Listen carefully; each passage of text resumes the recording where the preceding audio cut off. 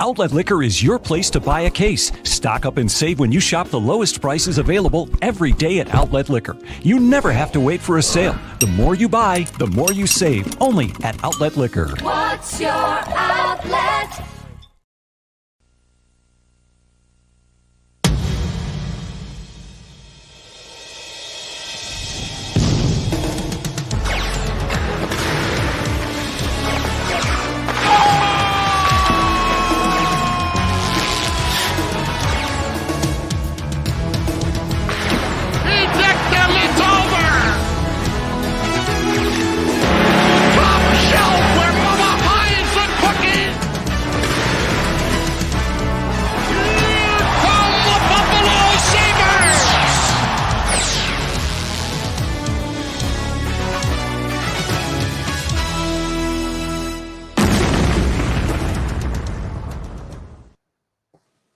Welcome, everybody, to episode 129 of Two Goalies, One Mic. I am Duane Steinel, joined by my normal co-host, Connor Hurley, who might as well now be a co-host, Ryan Jury, not that Jury, Ryan Jury, and our special guest from, as you know him on Twitter, the Draft Analyst, Steve Kournianos. Steve, thank you so much for hopping on with us and partaking in the very first annual Two Goalies, One Mic NHL mock draft.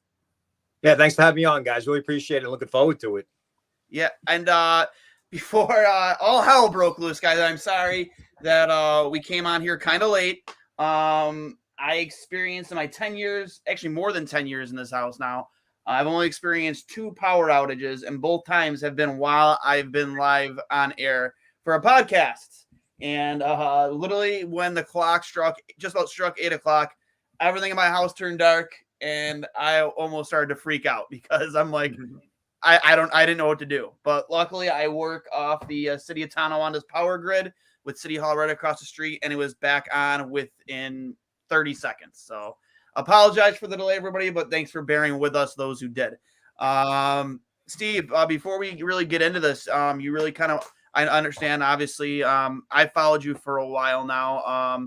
You've recently, this past year, I think you've gone to Substack, if I'm not mistaken.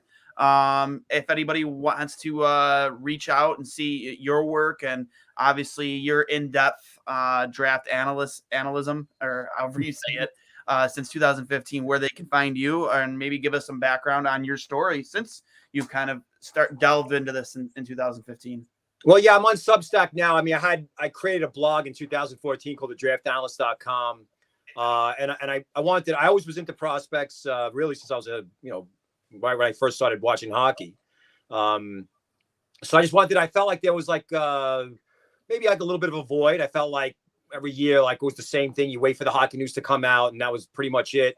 But I was more curious with the advent of online streaming, that we could watch the European games, you could watch the pretty much any league that you wanted to, that there was a demand for the information. So I started the blog and used Twitter as a way to kind of push that information out there. And, here we are 9 years later. The only reason why that I did the switch over to Substack was that, I worked really, really, really, really hard on keeping the blog free for a really long time.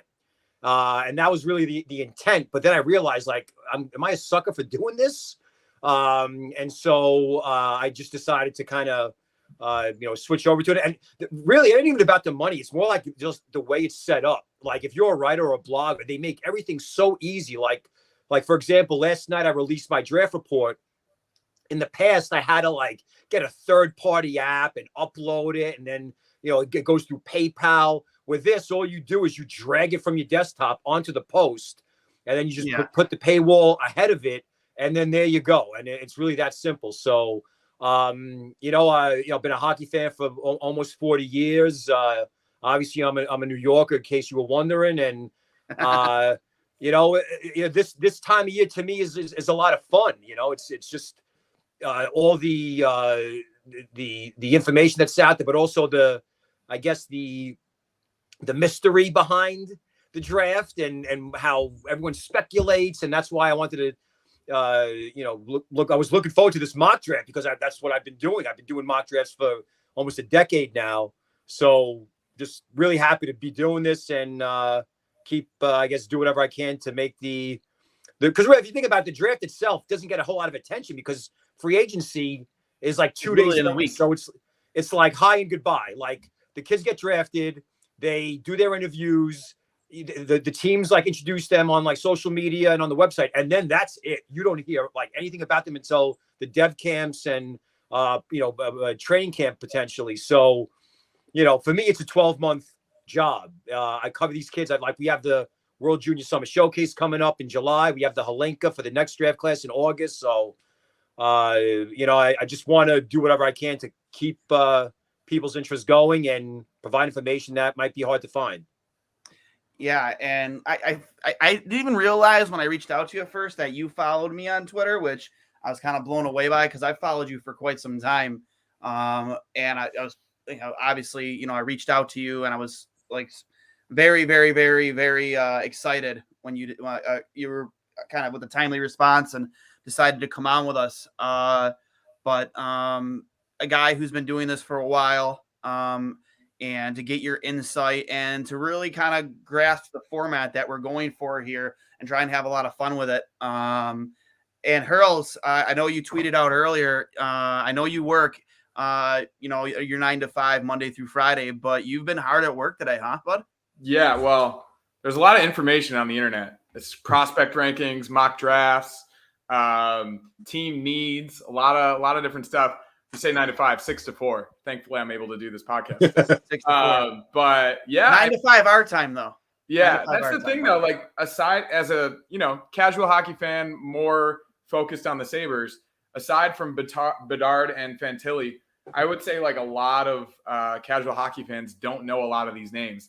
And up until like the past month or so, when I started reading all of these mock drafts, that's when you start to get in. Obviously, Mitchkov a little bit more and a few other guys, but these other guys, like they're probably not going to play in the NHL for the next couple of years, maybe outside of the top 3 to 5 guys. So that's where the research comes in. And that's where you got to really dive deep into these prospects and what are the team needs? What are they potentially going to do if it's best available versus team need? And I think, like Steve said, that's where the draft is really interesting because it's more of a projection analysis rather than looking for specific team needs. So yeah, I've done a lot of research and I think I'm ready. Yeah. I've been gradually doing research over the past, 2 weeks. I do honestly, especially since we've started the show before every draft, just because my normal co-host, Johnny Cullen, he's so in tune with college hockey and junior hockey, and he knows the ins and outs. So I like to try and keep up with him as much as I can. Obviously, him not being able to hear today is different, but we have the voice of the Guelph Storm here to fill in that void. A guy who is in very much in touch with the junior level, Ryan Drury. So we'll get right into it. I went over the guidelines kind of with you guys right beforehand. And I'm going to pull those up right now just so the viewers can see, the rules and how we're going to try and kind of get creative with things here. Let me just share my screen right here. So these are the guidelines we are going to kind of live and die by here. Participants will be given a number 1 through 4 at random. They will pick 4 teams associated with their number. Example, if I were to pick first, I would pick 1, 5, 9, 13, and so on until all 32 picks are in fact made.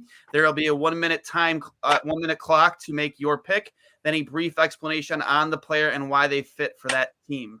You are allowed to make 1 trade with a team that you don't already have an assigned pick for, which could actually get kind of fun if everybody does indeed decide to make a trade.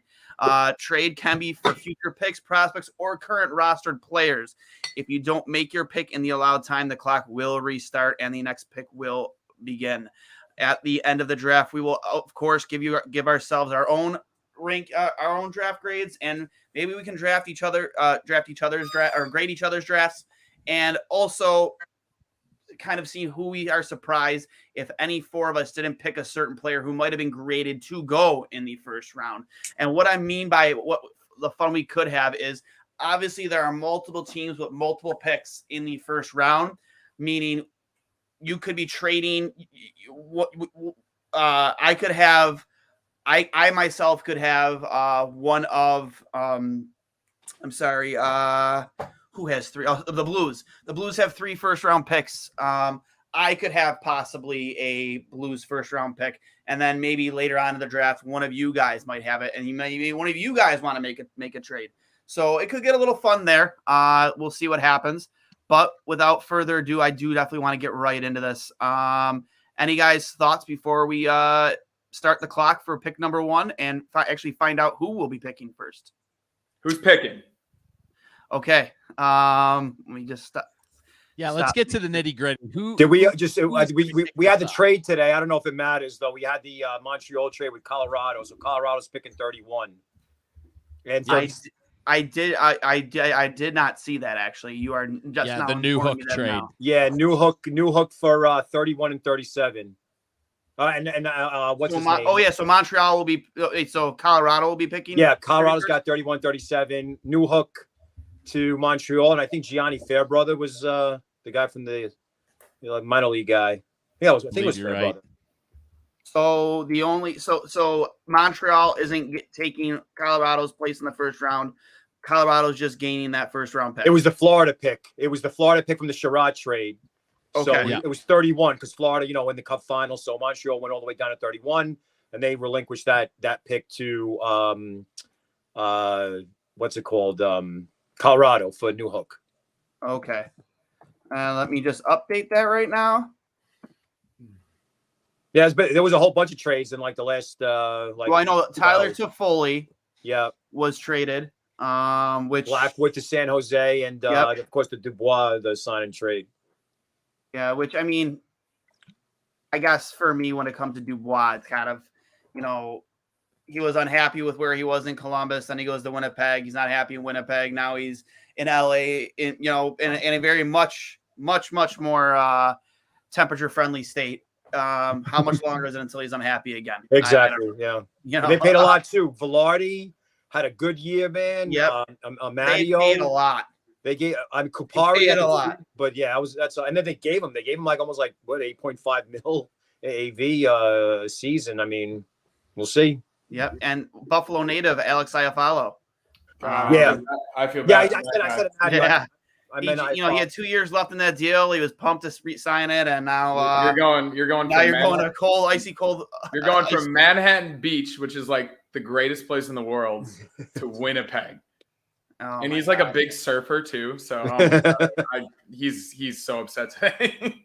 At least bring him home. Come on, he can learn to surf on the snow. Yeah, that is very, very true. Okay, without further ado, I did this with playing cards. Just kind of put our names in a hat, wrote our names on them, and just went that way. So picking 4th will be Connor Hurley. All right. Picking 3rd will be Ryan Drury. Very good. Picking 2nd will be Duane Steinel. Wow. And first will be Steve Kournianos. Easiest first round pick in the entire draft for sure. I don't even know if we need to even announce it because we all know who in every single mock draft from the past year who's going number 1. But yeah, Steve, you will be picking first, and you will be picking for the Chicago Blackhawks.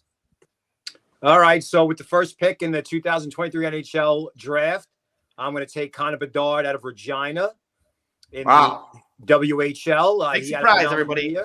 Big 70 plus surprise. Goals, 70 plus assists, highest points per game in the league. And I think third since Pavel Brendel in 99. He averaged. He had a 20-point playoff in 7 games. He had a 20-point plus point World Junior. So generational talent. The next great star in the league. There's really nothing to be concerned about. And we're happy with the pick. Happy with the pick. Steve, how surprised were you when you won the draft lottery? Well, Chicago's a big city, and so it's good for the league when the Chicago Blackhawks are competitive, and they've had a lot of problems lately, or we've had a lot of problems lately. But pretty surprised. But we're in this rebuild, and we kind of needed a little bit of luck, and we had it in 2007 with Buffalo native Pat Kane. We have it again with Connor Bedard here in 2023. Okay. Well, congratulations, Steve, on winning first overall and getting the next potential Connor McDavid in Connor Bedard. We will move on to the second round, which is held by, of course, myself, yours truly, the Anaheim Ducks. Now, I kind of view this draft. First and foremost, the Anaheim Ducks select from the University of Michigan, Adam Fantilli. Reason being, outside of it being obvious, Adam Fantilli. I took this draft very much like it was in 2015 when it was Connor McDavid and the consolation prize of Jack Eichel. I look at this draft very similar lenses. Adam Fantilli had the best season since Jack Eichel as a freshman with Michigan. I believe he even scored like a quarter point more a game than Jack did. And he's in a very, very high class in terms of college hockey players and how great of a season he did as a freshman. And I fully expect him to sign with us this offseason, sign his entry-level contract, and be joining us at training camp. 6'3" centerman. You can't find centerman that big just anywhere with his type of skill set and speed. And when you lose the type of players that Michigan lost last year to the draft to going pro, he had some big shoes to fill. Matty Beniers, Owen Power, Ken Johnson, and more. And he did very, very well for himself and put Michigan, in a good spot to compete for a national championship. So Adam Fantilli, the easy choice for me at second overall. And we move on to Ryan Jury for pick number 3. Yes, I'm acting as the Columbus Blue Jackets, I believe, and I'm thrilled to take Leo Carlsson. We know that in this league, you need depth down the middle and you need a 1-2 punch down the middle. And this is a no-brainer for me. We let a pretty good Swedish center get away from us in the expansion draft to Vegas in Wild Bill Carlsson. We are not going to make that same mistake at the 2023 entry draft. Leo Carlsson, he's a dynamic playmaker. I've heard people compare him to Nick Backstrom as a Washington Capitals fan and as a diehard Nick Backstrom fan. That makes me salivate. And to have him potentially playing either in front of or behind Kent Johnson, we'll let those two young men figure that out. That is a dynamic 1-2 punch down the middle for many years to come, and potentially a guy who can really revive Patrick Laine and potentially get him to that 40 or 50 goal potential. Leo Carlsson for Columbus. Love that pick, especially with the performance he had on the world stage. He definitely showed out and put himself in a great position to be a top 3 pick. Even with Michkov, obviously, on the board, got kind of considered to be the next best offensive player after Bedard or closest to. He had such a great performance on the world stage, and I couldn't agree with you more. Hurls at number 4 with the San Jose Sharks. San Jose Sharks. I will be acting as the sit-in for former Sabres great Mike Greer, who is now in charge of rebuilding a franchise that got close a few times, never got over the hump. They were good, really good, and consistently good for a long time. But in recent years, haven't had too much success. Obviously, Erik Karlsson just won the Norris Trophy, had one of the best offensive, defensive seasons in the history of the NHL. But I do think this team needs just about everything. I think, obviously, Michkov was considered, but with the uncertainties of what's happening over in Russia and getting prospects over from Russia, I'm going to go with the sure thing, and that is the new fresh prince of San Jose, Will Smith, out of the U.S. National Development Program. Very talented center. I think he immediately comes into that team as one of their top forward prospects. He's a guy you can trust in a lot of different situations from what I've read and the highlights that I've watched. I think it's as surefire of a pick as you could possibly have in this spot. I thought that Columbus may take him at 3, and if not, Karlsson was going to be 4. So I think, in my opinion, those are the top 4 picks, and that's what I've seen in most mock drafts, to be honest. So we'll go with Will Smith at 4. I love that pick too. Again, I can't remember if you mentioned it or not, but did he not break the NTDP record for either points or goals this year? I probably he would have if he played the full season. But his teammate Perot played like 5 more games, so he has the actual point record. But I think Perot does. Okay, yes. Yeah, but Smith's points per game was like 2.12. I think that was higher than Hughes, higher than Matthews. It was pretty nuts. Yep. Great pick from Hurls, apprentice to Mike Greer. Steve, rounding us back out, starting the second, his second pick. Standing in for Montreal. Steve, on the clock, bud. All right, so I'm not going to say it in French, but the Montreal Canadiens are very proud to select from HK Sochi / SKA in the KHL, Matvei Michkov, right wing. Generational talent. And if anybody questions that, they could go back to the tournament in 2021 where he outscored Bedard. They were both the same age. I think Michkov was a little bit older, but our franchise, we just made a big trade by acquiring Alex Newhook. We have tons of center depth now, both at the NHL level and at the prospect level. We don't really have an elite finisher outside of Cole Caulfield, of course, with our club right now that we just extended. However, adding Michkov now gives us a dimension that he has the potential to be one of the greatest goal scorers in the history of the franchise.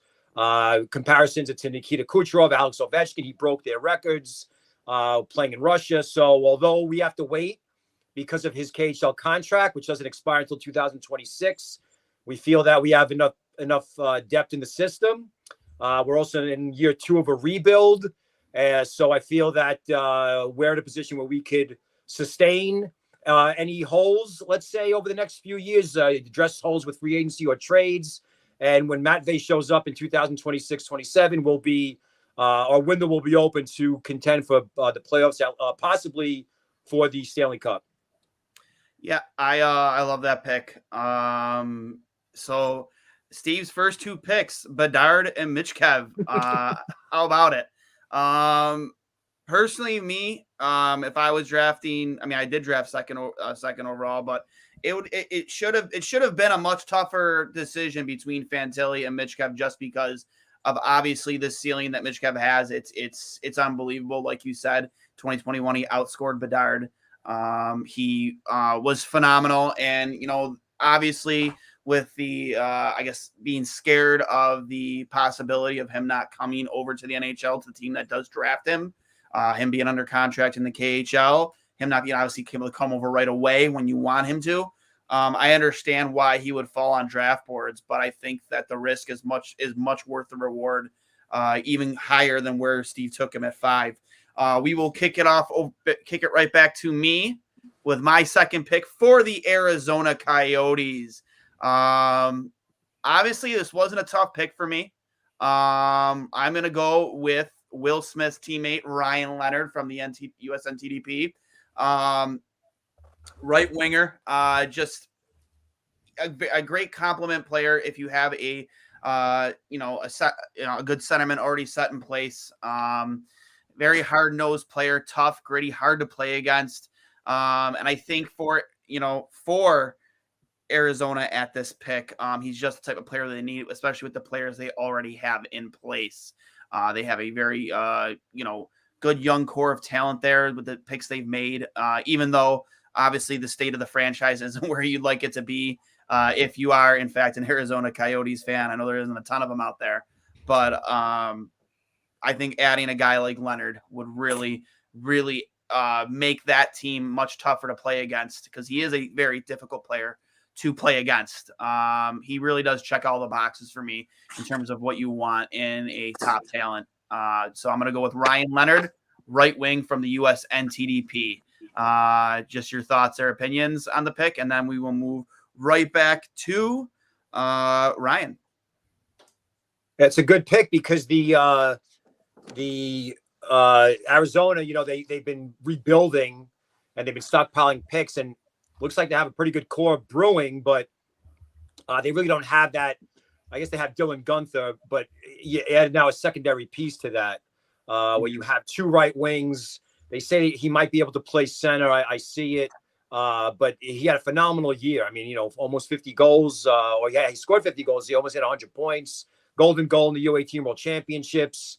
And so he's familiar with Logan Cooley as well because they were teammates on the NCDP for about a month last season or 2 seasons ago. So smart pick. Absolutely. I appreciate that.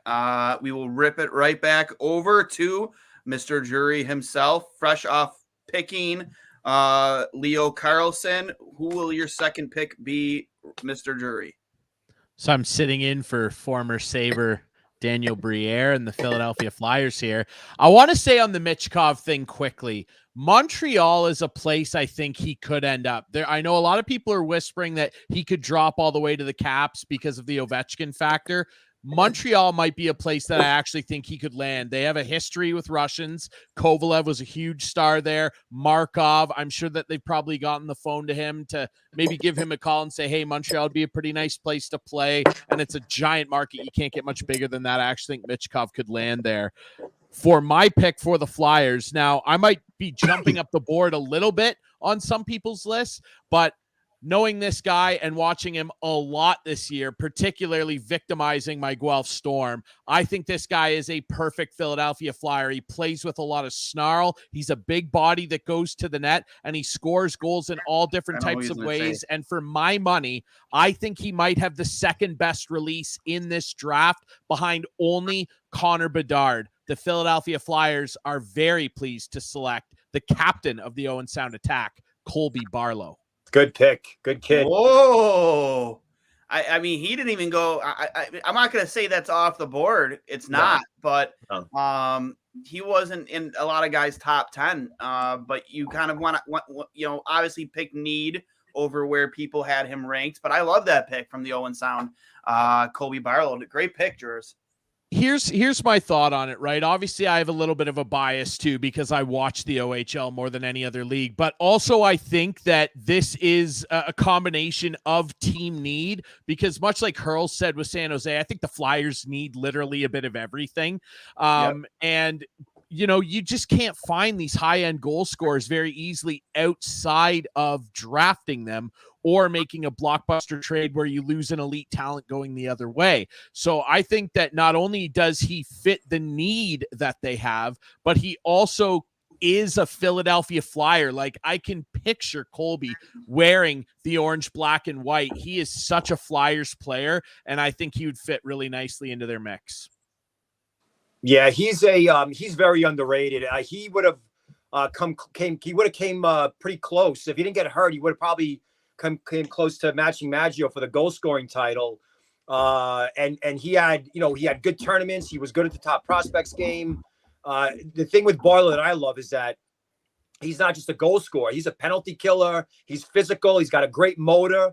People want to knock his skating, his stride. Who cares? I mean, this kid is great. So I think the key thing with this pick is that with Leonard off the board, probably kills Philadelphia because they really probably like him more than I think Barlow. But you match him next to a guy like Gauthier. They have Tyson Forster, who they drafted out of the OHL a couple of years ago. They have a really nice young group of prospects down there. So I'm a Barlow guy. I got him ranked 12th. So this isn't that off the board. And, we talked about him as a potential top 5 to 7 pick for most of the season. But, other guys with the U18 tournament or whatever, they kind of, got the recency bias going. But, I think it's a great pick.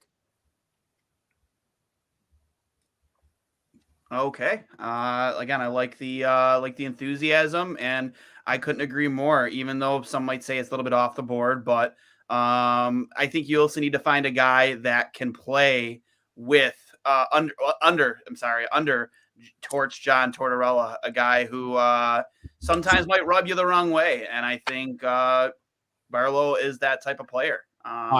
He's a super coachable kid, and I've talked to him a couple times. Like, he wore the C in Owen Sound. That's a gritty organization. They pride themselves. They're kind of similar to the Flyers. They're very big on grit and leadership and good character kids. He fits the bill. Awesome. Hurls, we're gonna kick it right over to you. You are now picking for the Washington Capitals. Don't disappoint me, Hurls. I'm a little bit concerned because obviously Ryan's a huge Caps fan, and he probably has studied this as much as we've studied potential Sabres picks. So I had a pick, and then I actually shuffled to a different page of my research from this afternoon, and then I just changed the pick in the last 20 seconds. We're right all over the floor right now. So I'll tell you originally what I had, but I'll tell you the pick first. I think it's finally time to go some defense here. And I think the Capitals could use a solid, big defenseman that's probably closer to playing in the NHL than any forward that they can draft in this current spot. So I'm going to go with David Reinbacher out of Switzerland. I think that adding that type of defenseman to this team, which is obviously a lot of offensive talent, for a long time. I think adding that type of prospect to a team like the Capitals, who probably had Michkov fell, I think absolutely would have taken him, given the Russian pipeline and Russian connection there. But likely the top defenseman in the draft this year, David Reinbacher, 6'2", 26 points, playing with men in Switzerland this past year, I think is a really good pick for their system. And hopefully Ryan agrees with me. That would be a better pick than what I originally had on my card in Zach Benson. Benson wouldn't bother me, but he would address a different need, obviously. Some of our offensive players are getting a little older, obviously, in DC. That said, it's not like we've got a lot of slam dunk defenders on the way either. John Carlson, for as great as he still is, isn't getting younger either. And I think personally that you're right, that Reinbacher, out of all the defensemen in this draft, is the closest to potentially cracking the camp lineup. So I appreciate your pick on behalf of my boys. Okay, I like it. Reinbacher, again, first defenseman off the board. And Hurls, you made my man Drury happy. Not an easy thing to do. He's a very finicky guy. See, that last minute change, I knew it was going to work, and I'm glad I did it. Yep, and they need it defensively. You lose. It's hard to fill a guy like Orlov's shoes. Even though I'm still kind of convinced he might come back to Washington in free agency, just my opinion. But nonetheless, we will move on to the draft analyst, Steve, with your pick at number 9, your third pick after selecting Connor Bedard and Mikhail Michkov. I always butcher his name. I'm sorry. But you will be picking for Steve Yzerman and the Detroit Red Wings. You are on the clock. All right. So with the 9th pick of the 2023 NHL Draft, the Red Wings are proud to select from the Winnipeg Ice in the WHL left wing Zach Benson. Dynamic offensive force. I mean, he's not just an offensive player. He could play defense as well. Penalty kill, everything. This kid was electrifying.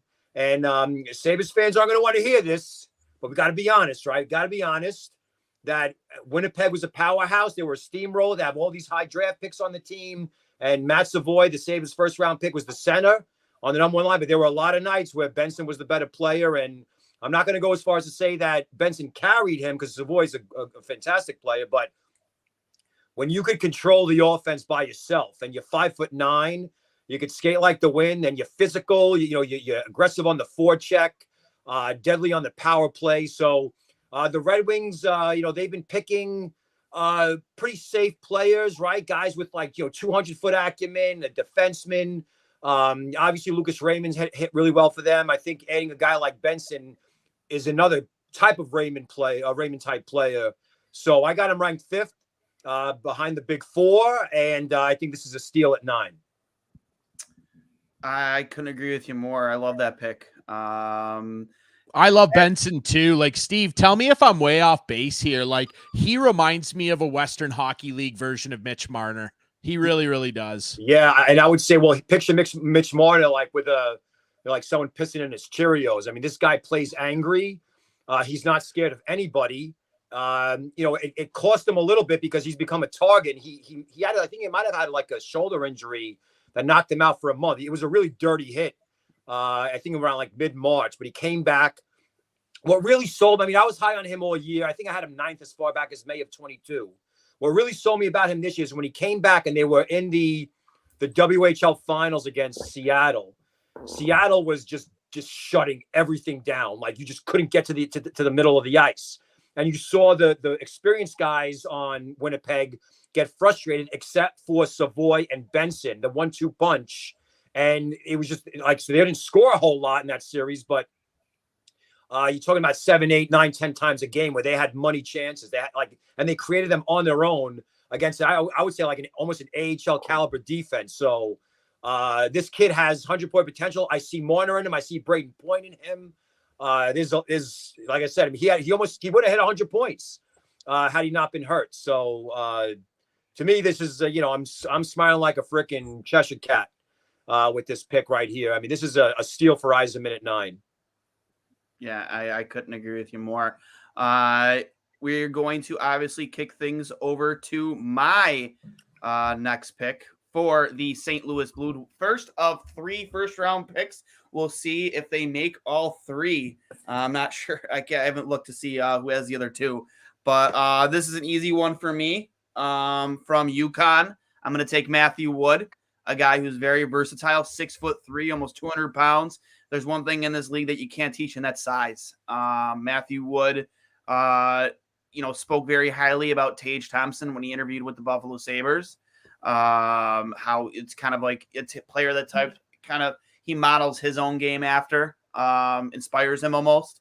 And while he doesn't play with a ton of speed, his skill and ability is just undeniable. And I think he's the type of player you would love to see in St. Louis. A guy who maybe a not exact replica of Keith Tkachuk, but a guy same type of body, could potentially the same type of body type, same size. And Tkachuk wasn't the fastest guy on the ice, but he knew how to use his size, his ability, his advantage. And I think the people of St. Louis will love watching him play. Yeah, what I like about Wood was that he was basically he was UConn's leading scorer as a freshman in Hockey East. Yep. And speaking of Tkachuk, like Brady Tkachuk, when he was at BU, didn't put up good numbers, and it forced people to downrank him a little bit. Luckily, Ottawa kind of looked past that. Well, they did look past it. What I like about Wood is that he can't skate. Okay, he's methodical, he's slow, he's cement-footed, call him whatever you want. His IQ and his shooting ability is off the charts. And the thing is, though, we saw like on the bigger sheet. Of course, it was a bigger sheet. At the U18 Worlds, he's got some giddy up in him. It's a little bit more deceptive than anything else. But what you're getting with him, what I love is that his points, his primary points, his 5-on-5 primary points, his shooting and his passing, like he's earned them. He's not getting like he's in front of the net. He's like knocking them in because he's a big guy. He was wiring shots from the tops of the circles. Excellent stick handler. So I'm a little concerned about the pace. Because although I think he's built for the AHL at a minimum, I'm just worried about the pace a little bit. So that's why I have him ranked.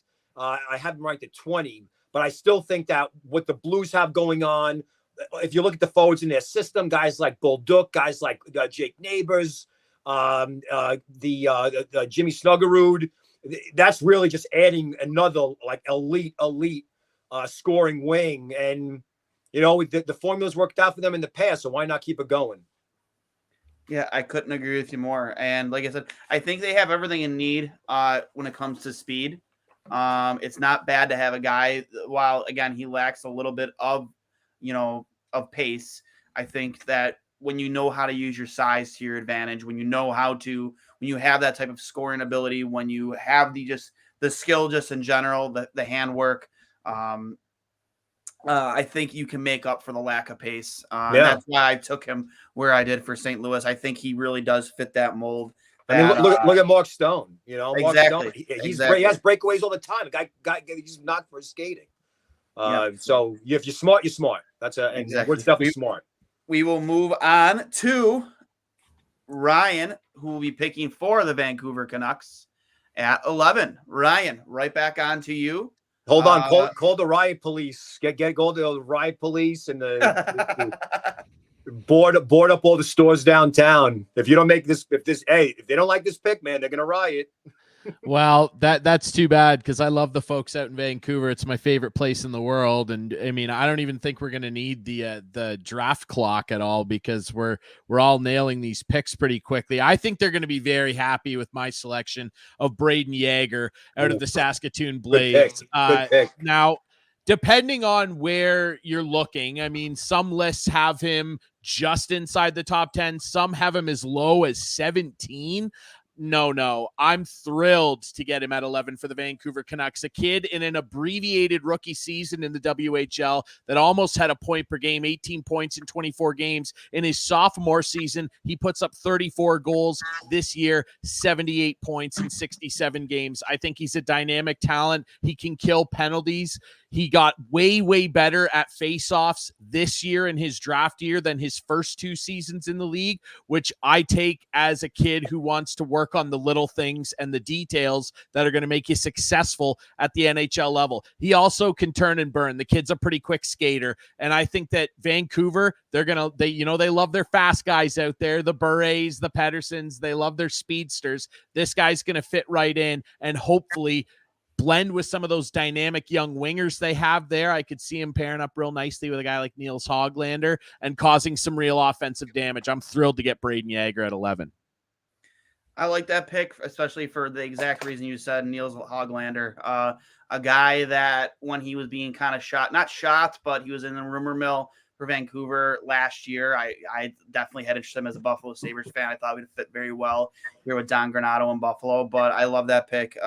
Yeager really will fit the mold of what they're trying to build in Vancouver for sure. Even if they keep Besser, I know he's in the rumor mill. A lot of people have a feeling like he might get moved tomorrow at the draft. What if Besser stays there? Not a bad guy to have for a rookie centerman to pair up with, right? I'm not saying I certainly don't think Yeager is NHL ready, but what if Besser's still there when he gets there? Like a good veteran winger who has 30 goal potential to play with you.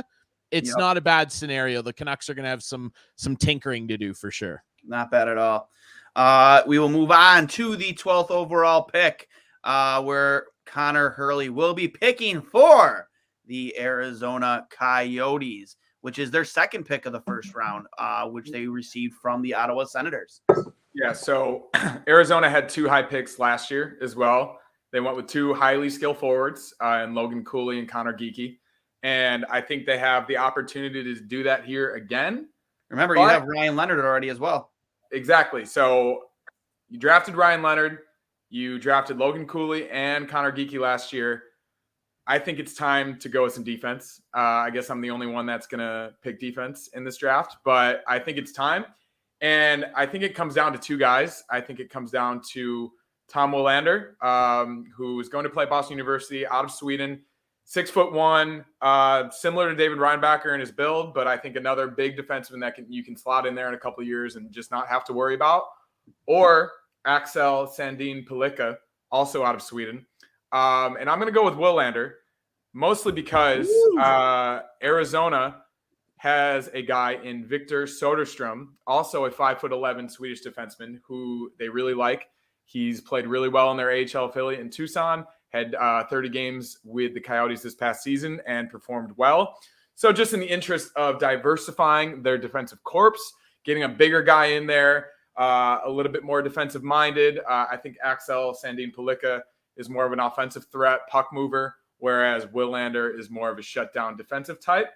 If you could correct me there, for those who have watched him a little bit more than I have, and the minimal research I've done, it seems like they'd be happy with this type of pick. So Arizona, coming out of the first round with a high-end forward and defensive prospect, I think would be good for a team that plays in a college arena.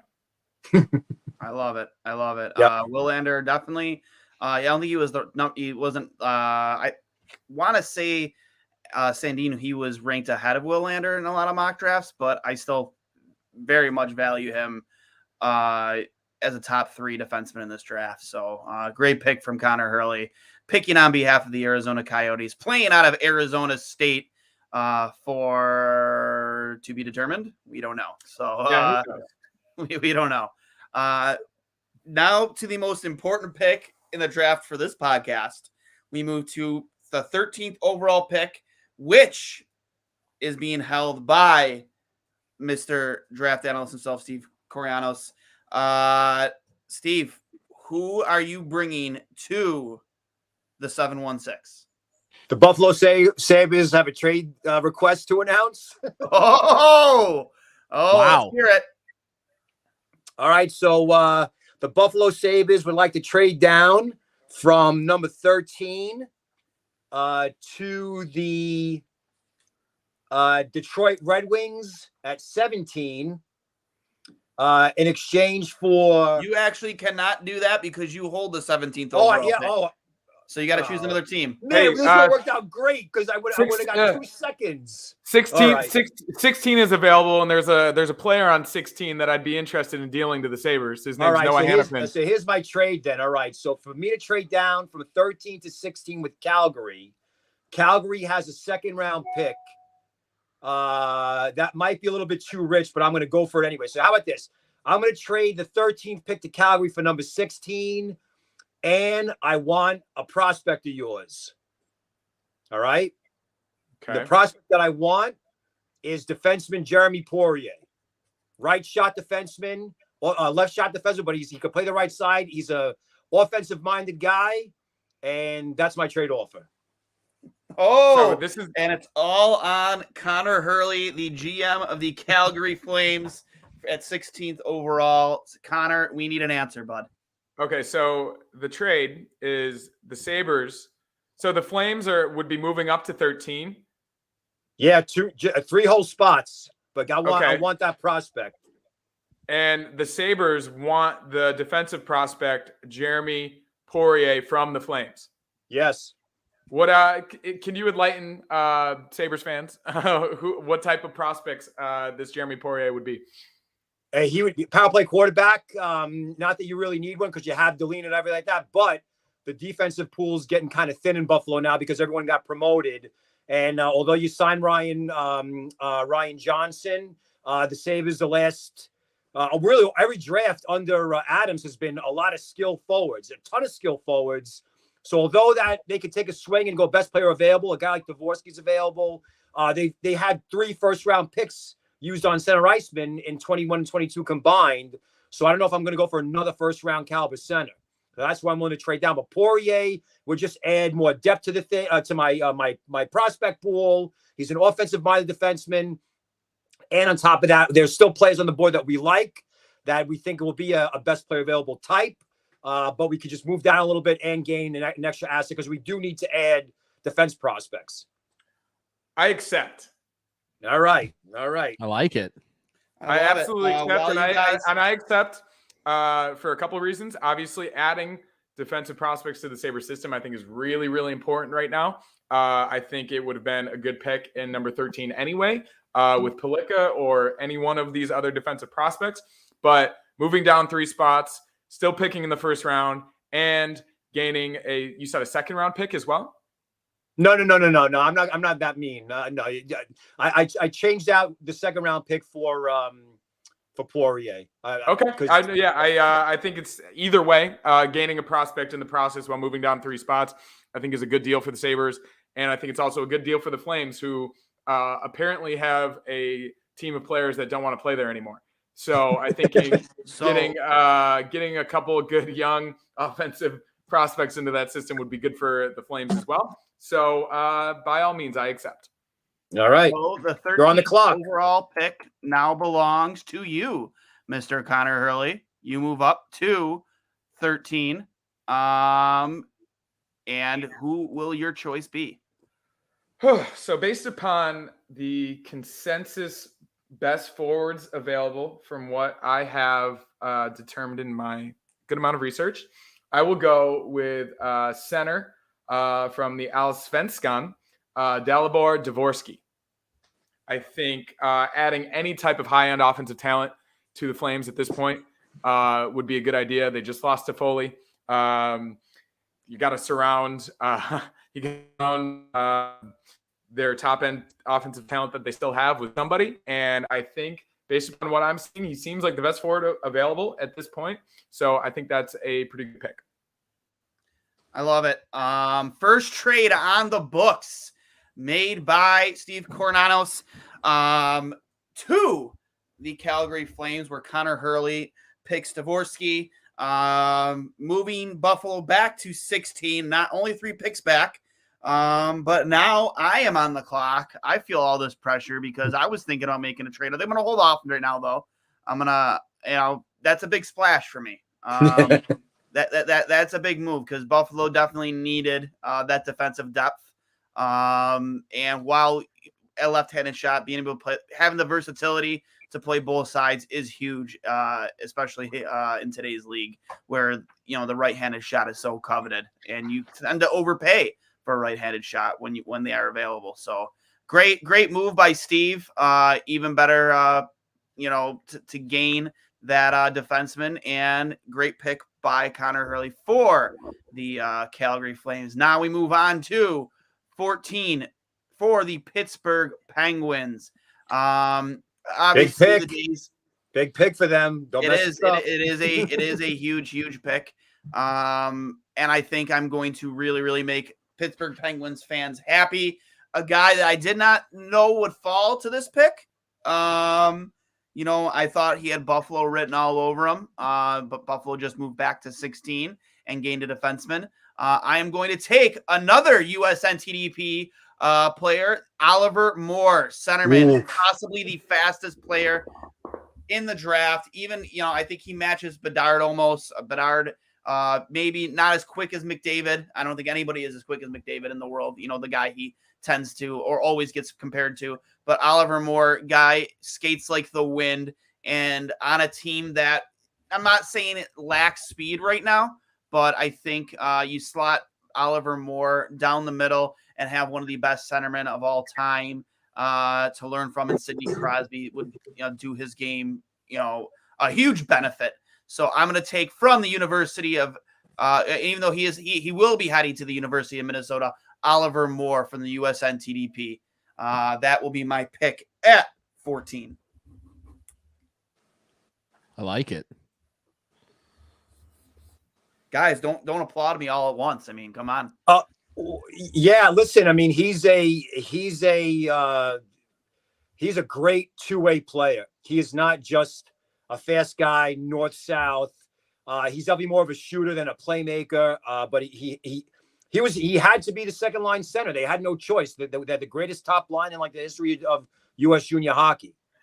Steve, you're getting criticized here as a bad trade. Need a defensive defenseman of the Matthias Samuelsson mold. No more offensive D-men. Bad trade from Greg. It has to be right-handed. I disagree, but we always submit to the peanut gallery here at Two Goalies, One Mic.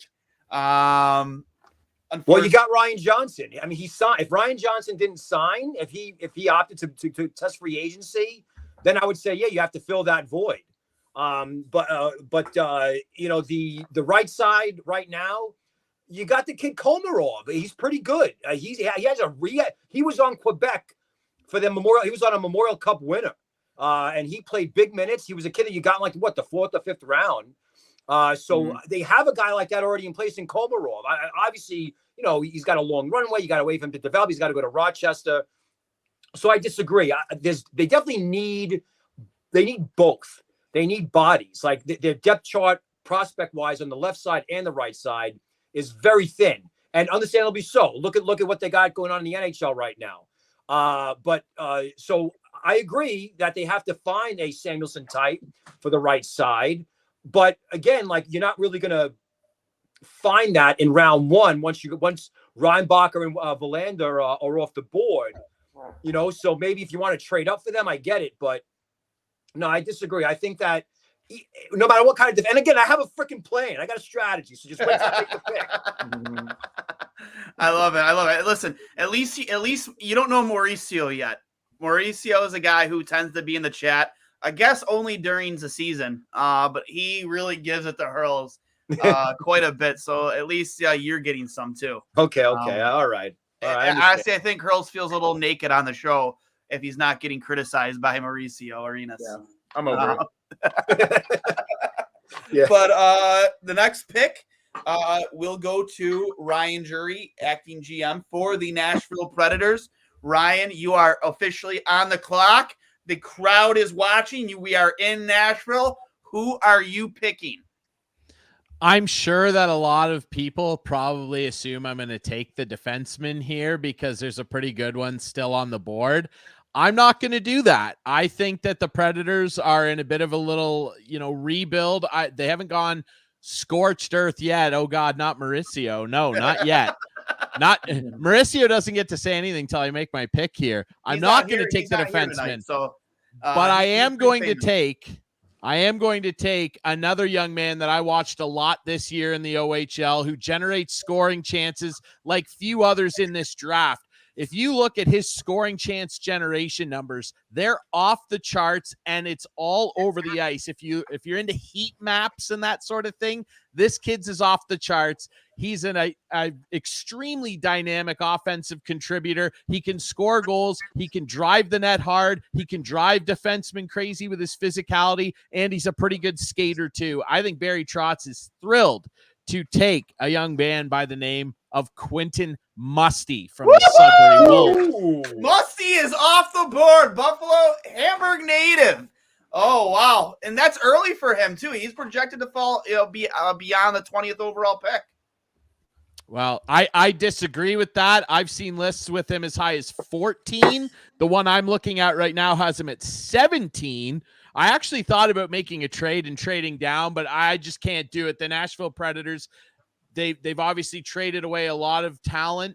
They are still pretty okay on defense. I think that they need a dynamic young forward to take them into the future and potentially the promised land.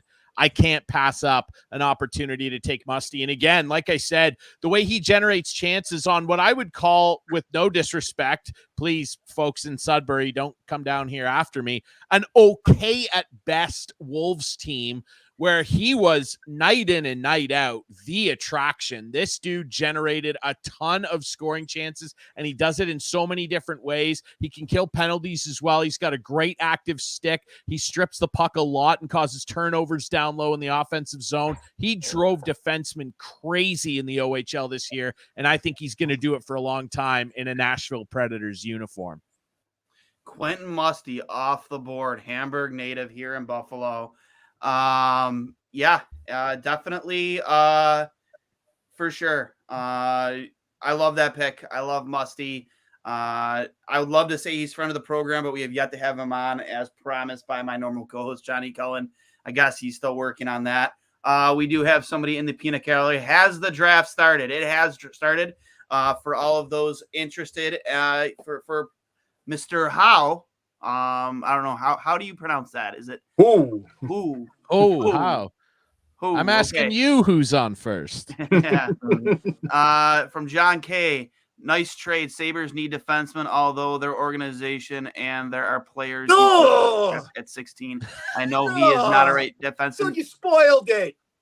What? What'd I do? Not you, the freaking guy who just. Oh no! Oh no! John, he didn't spoil anything. We don't know what's gonna happen. Yeah, I think that was too quick. Make the pick. Man, I was gonna tap dance. I had a whole strategy. I don't even know. I didn't even get to read it all yet. Good. All right. But regardless for how the picks so far, if you're just catching up with us, Chicago at first overall with Connor Bedard, Anaheim second overall, Adam Fantilli, Columbus third overall, Leo Carlson, San Jose at 4 with Will Smith, Montreal coming in at 5 with Mitev Michkov, Arizona at 6 with Ryan Leonard, Philadelphia at 7 with Barlow, Washington with Reinbacher, 9 Detroit gets Zach Benson, St. Louis at 10, Matthew Wood out of UConn, Vancouver at 11 with Yeager, 12 overall Arizona, Hurls picks Willander. The first trade of the first annual 2 goalies, 1 Mike NHL mock draft. Steve's traded away 13th overall to the Calgary Flames in exchange for, I'm sorry, can you Poirier? Yeah, Jeremy Poirier, left-handed defenseman, and a 16th overall pick. And Calgary selected Dvorsky, At 14th overall, the Pittsburgh Penguins selected center Oliver Moore out of the USNTDP. And just now at 15th overall, Ryan for the Nashville Predators selected from the Sudbury Wolves, Quentin Musty, Hamburg native. And we move on to 16th overall for the Buffalo Sabres. I do have to correct that real quick. The Buffalo Sabres are now picking 16th overall via a trade with the Calgary Flames that had them move back 3 spots. Steve, you are officially on the clock. All right, so I just want to say this. All right, the Buffalo Sabres, in my opinion, have the best farm system in the NHL. That means that's not counting anybody at the NHL level. That if you look at the forwards that they've accumulated throughout really at all the drafts under Adams, it was a complete shift from what they did under Botterill, where the analytics department was huge, and Fortin even admitted it. That they go for guys with high shot volume, possession numbers, quality chance creation, etc. So the types of forwards that they've been drafting, they're loaded.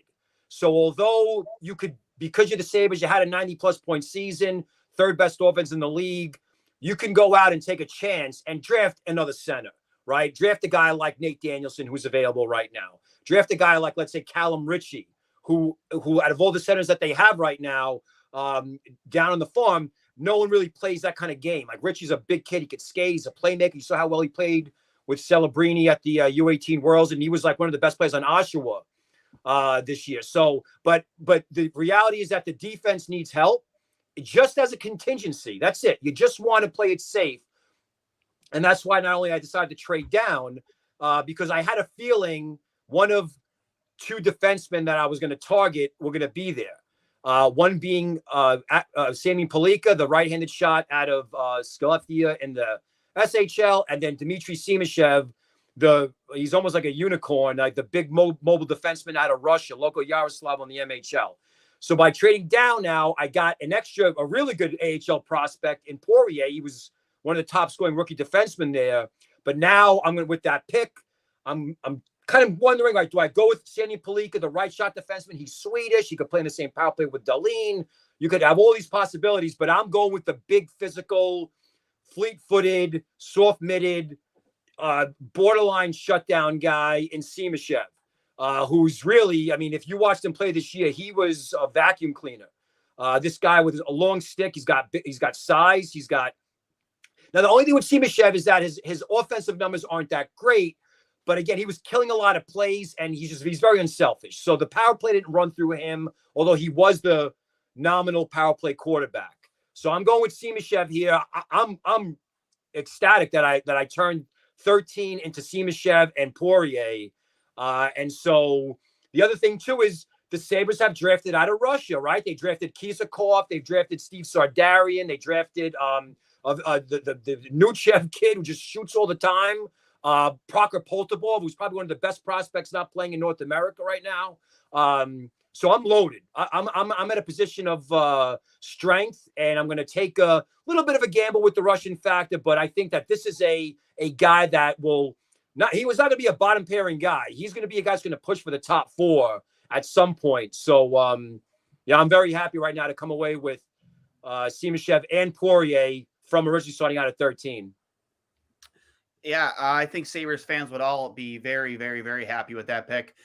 Just because we are so loaded up front, down the middle. I think this is, I said it pre-Kevin Adams, the biggest issue and one of the biggest reasons why Buffalo, outside of goaltending, why they weren't able to sustain any success for the lack of depth down the middle. I think it's the one most important position to be deep at. Up and down your lineup. You look at any team that sustained success in the NHL, they had at least 3 scoring lines with 3 very capable centermen, and that's something Buffalo just hasn't had in a long time, and they finally now have with Kevin Adams operating the ship. Tonight, it's you, Steve, and I think you would have made a lot of Sabres fans very, very happy with the pick of Dmitry Simashev out of Yaroslav. I'm sorry. I butcher that. And you are actually on the clock again at 16th overall. I'm sorry, 17th overall for the Detroit Red Wings. You are once again on the clock. All right. So I took a dynamic scoring wing in Zach Benson with my first pick. I'm going to draft someone right now that I really don't have a whole lot of it in my organization, and that is like a really skilled, pure playmaking right shot defenseman. I have Moritz Seider. He's fine. I have Antti Tuomisto. He's also offensive. He's got offensive capabilities as well. But I like Axel Sandin-Pellikka here. It's right around the spot where a lot of people have him ranked, Central Scouting, etc. Everyone saw him as like a top 12 to 16, 17 player. So although he's not big, he's incredibly competitive. And he was the top scoring defenseman in the J20 circuit. He was the top goal scoring defenseman in the J20 circuit. He could skate. He's an ankle breaker. He could run the breakout. He could quarterback a power play. The power play's been giving Detroit some problems in recent years. And of course, you got guys already in the system. But it's Sweden, it's Detroit, so it's kind of a no-brainer. This is a pick that I got when I traded away Philip Hronek, who was a right shot defenseman. I really was a steal of a trade getting with the picks that they got back from Vancouver.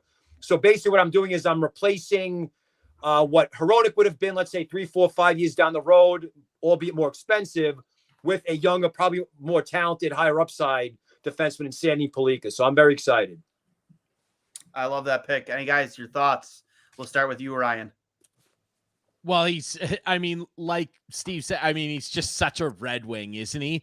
Like, big Swedish defenseman who can really make big plays. And, even though he's a slighter dude, he's just got such a high-end skill level. And look, the Red Wings, is there another organization in sports that have mined the European circuit better than the Detroit Red Wings over the last, 30, 35 years? It's incredible. I'm not saying the kid's going to be Nick Lidstrom, because he's not, but he seems like such a Red Wings prospect. So I think it's an ideal pick for them, and I think the fans will be happy. They're always happy when they take a Swede in the Motor City. Hurls, your thoughts? I was actually confused by the whole trade scenario, so I thought I was going to be picking there, but I was going to pick Sandin-Pellikka. For the same reasons that Ryan just said. Have you ever heard of a Swedish defenseman in Detroit? Obviously, this system in this city and this team has produced very successful Swedish defensemen in the past. And obviously, like you said, he's a playmaker. He can run your power play for you.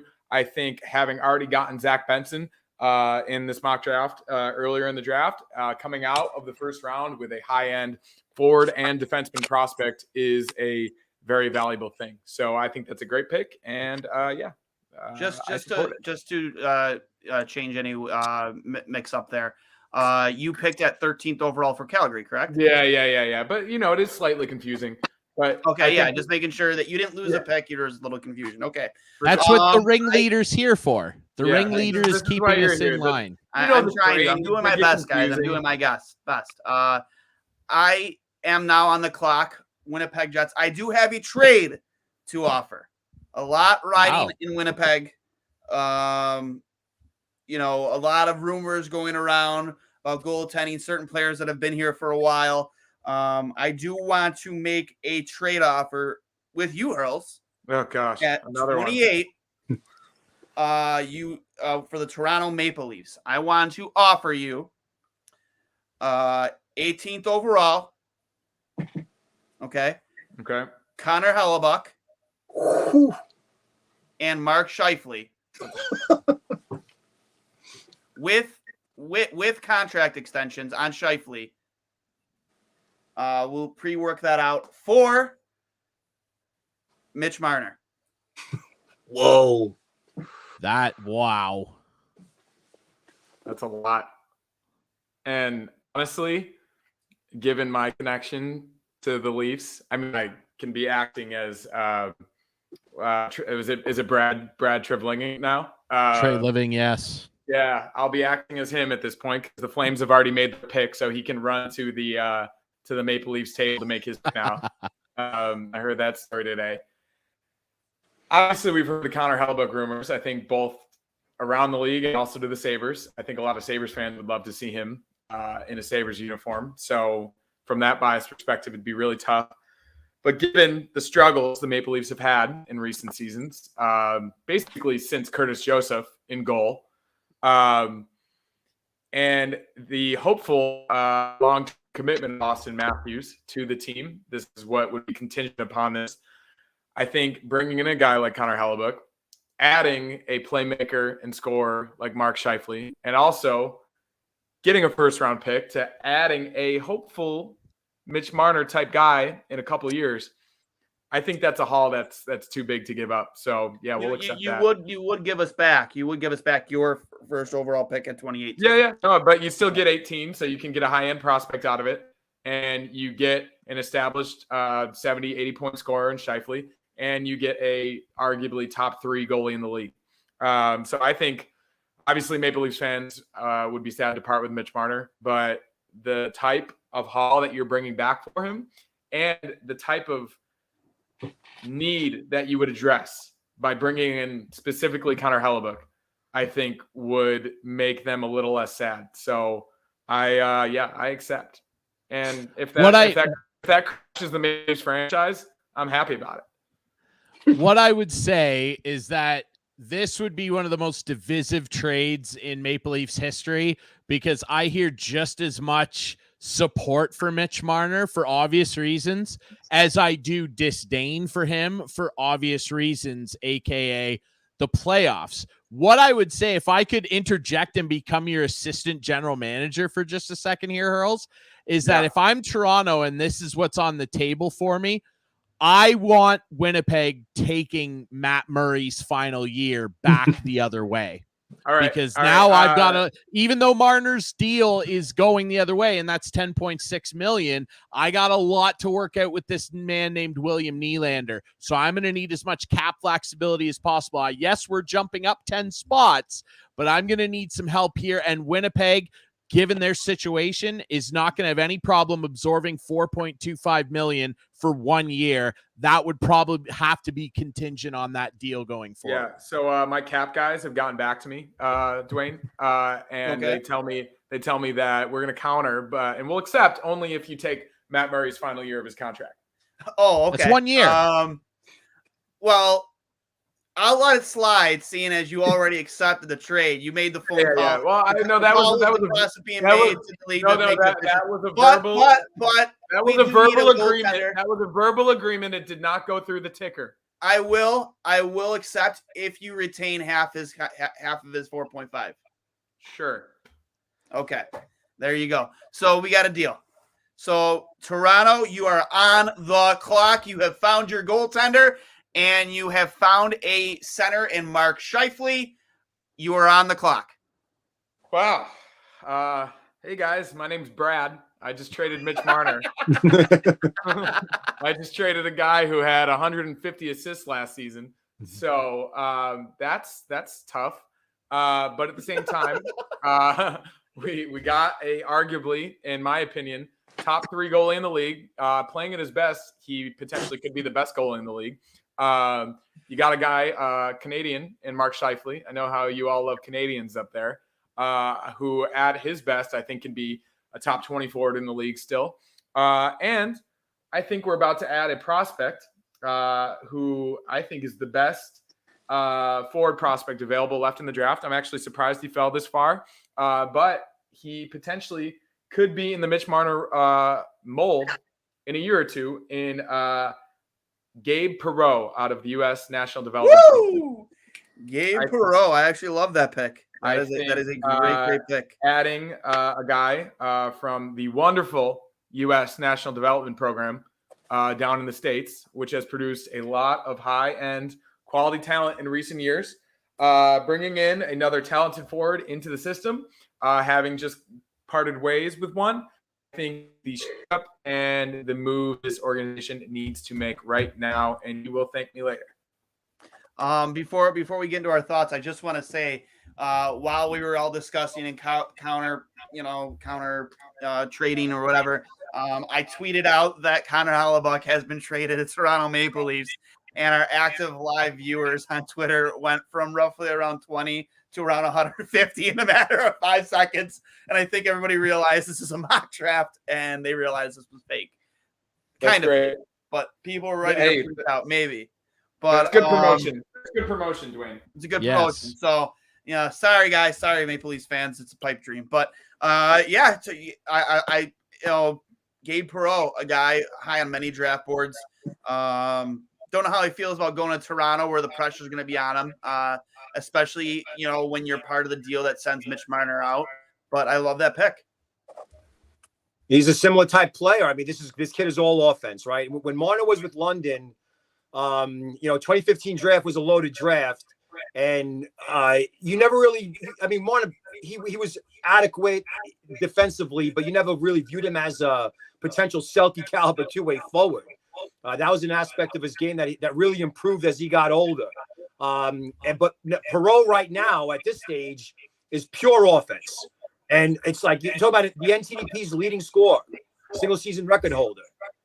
So this is the kind of play. If you're going to trade Mitch Marner, of course it's going to take a while. He's going to go to Boston College. He'll be there with Will Smith and with Ryan Leonard. But this kid's a dynamic offensive ability inside the offensive zone. His hands, his shot release, he just knows how to get open. That line was like the old Russian Five or like the Red Army teams. Everything is a weave, a tic-tac-toe, no-look, alley-oops, everything. It was crazy what they did to the opposition. So you kind of see that with the Leafs sometimes, where the Leafs are humming and Matthews and Martin and them are just dominating possession. It's like a 90-second shift in the other end. So I actually like this pick. The trade itself would just destroy every server in the Ontario area. I mean, everything would get shut down because everyone would, they would just dominate all the headlines for months. But it's a good pick. Remember now, the key thing is the Leafs didn't give up their first round pick that they acquired from Washington in the Sandin deal. So this is actually the first of 2 picks, and they also still have Matthew Nyes. So this is a trade that, in a way, like really makes the Maple Leafs a lot better. I mean, it's crazy to say it may sound. So I support it. Who would you guys say wins that trade? Now, mind you, you take into consideration the deal that was made today, the massive overpay, in my opinion, by LA for Pierre-Luc Dubois. They brought in Iafallo, they brought in Vetrano, they brought in, a plethora of assets and players. And now you add Mitch Marner to that mix and exit Connor Hellebuck, who honestly said he wasn't going to resign beyond this next season. Who wins that trade? Toronto with 1 year of Connor Hellebuck and Mark Scheifele, or Winnipeg with Mitch Marner for the foreseeable future and whoever they pick at 28? Toronto wins that trade if they win the Stanley Cup. Yeah, I think it's hard to project who wins the trade depending on what happens. If Connor Hellebuck even gets them to the Stanley Cup, I'd argue that Maple Leafs fans would be really, really happy even with that, given their lack of playoff success in recent years. And the main thing has, I think, been size it forward, getting tough in the playoffs, and also goaltending. So you add both of those, and like Steve said, you add a guy in Gabe Perreault who had 132 points in 62 games this season. The dude can score. Like, he's Mitch Marner, just a younger version. Obviously, who knows what he would develop in and who he'd be in the NHL. Obviously, Mitch Marner, I think, outscored his projections. But at the same time, getting all of that for Mitch Marner, I think, is the shakeup this organization needs right now. I think this is I'm sorry. No, go ahead, Steve. Go ahead. This is a great trade for the Maple Leafs. I'll tell you why.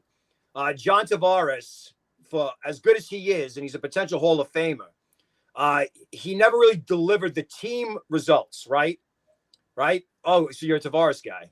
No, I'm not. I'm actually it's weird. I was going through a lot of old hockey cards, and I went to go see him play when he was traded to London back before he was drafted. Yep. Back in my, wishful thinking that Buffalo might somehow move to first overall and pick John Tavares wherever they were drafting that year. It wasn't ever going to happen, but I was a young kid. I was naive and dumb. But I brought a bunch of these hero and prospects John Tavares cards with me. And I happen to have them sitting here on the desk along with a Ryan Miller, a Dylan Cousins, and a Drew Stafford, and maybe Page, random hockey card too. But Johnny T on the desk with me from the Oshawa card from when he played for the Oshawa Generals. Yeah, so like his Maple Leafs tenure has been more of a success than a failure. But remember now, he's getting older. He's getting a little bit slower. And as brilliant a player that he is, like, he's also very expensive and his contract is expiring. So as much as we want to criticize John Tavares for whatever reason, that's still a major void. Like, you got to find a way to fill that 75, 80-point void. He logs about 20 minutes a game. And acquiring a guy like Scheifele, as long as you can get him on the contract, does that. So he's got about, I think, 3 years on Tavares, or maybe 2.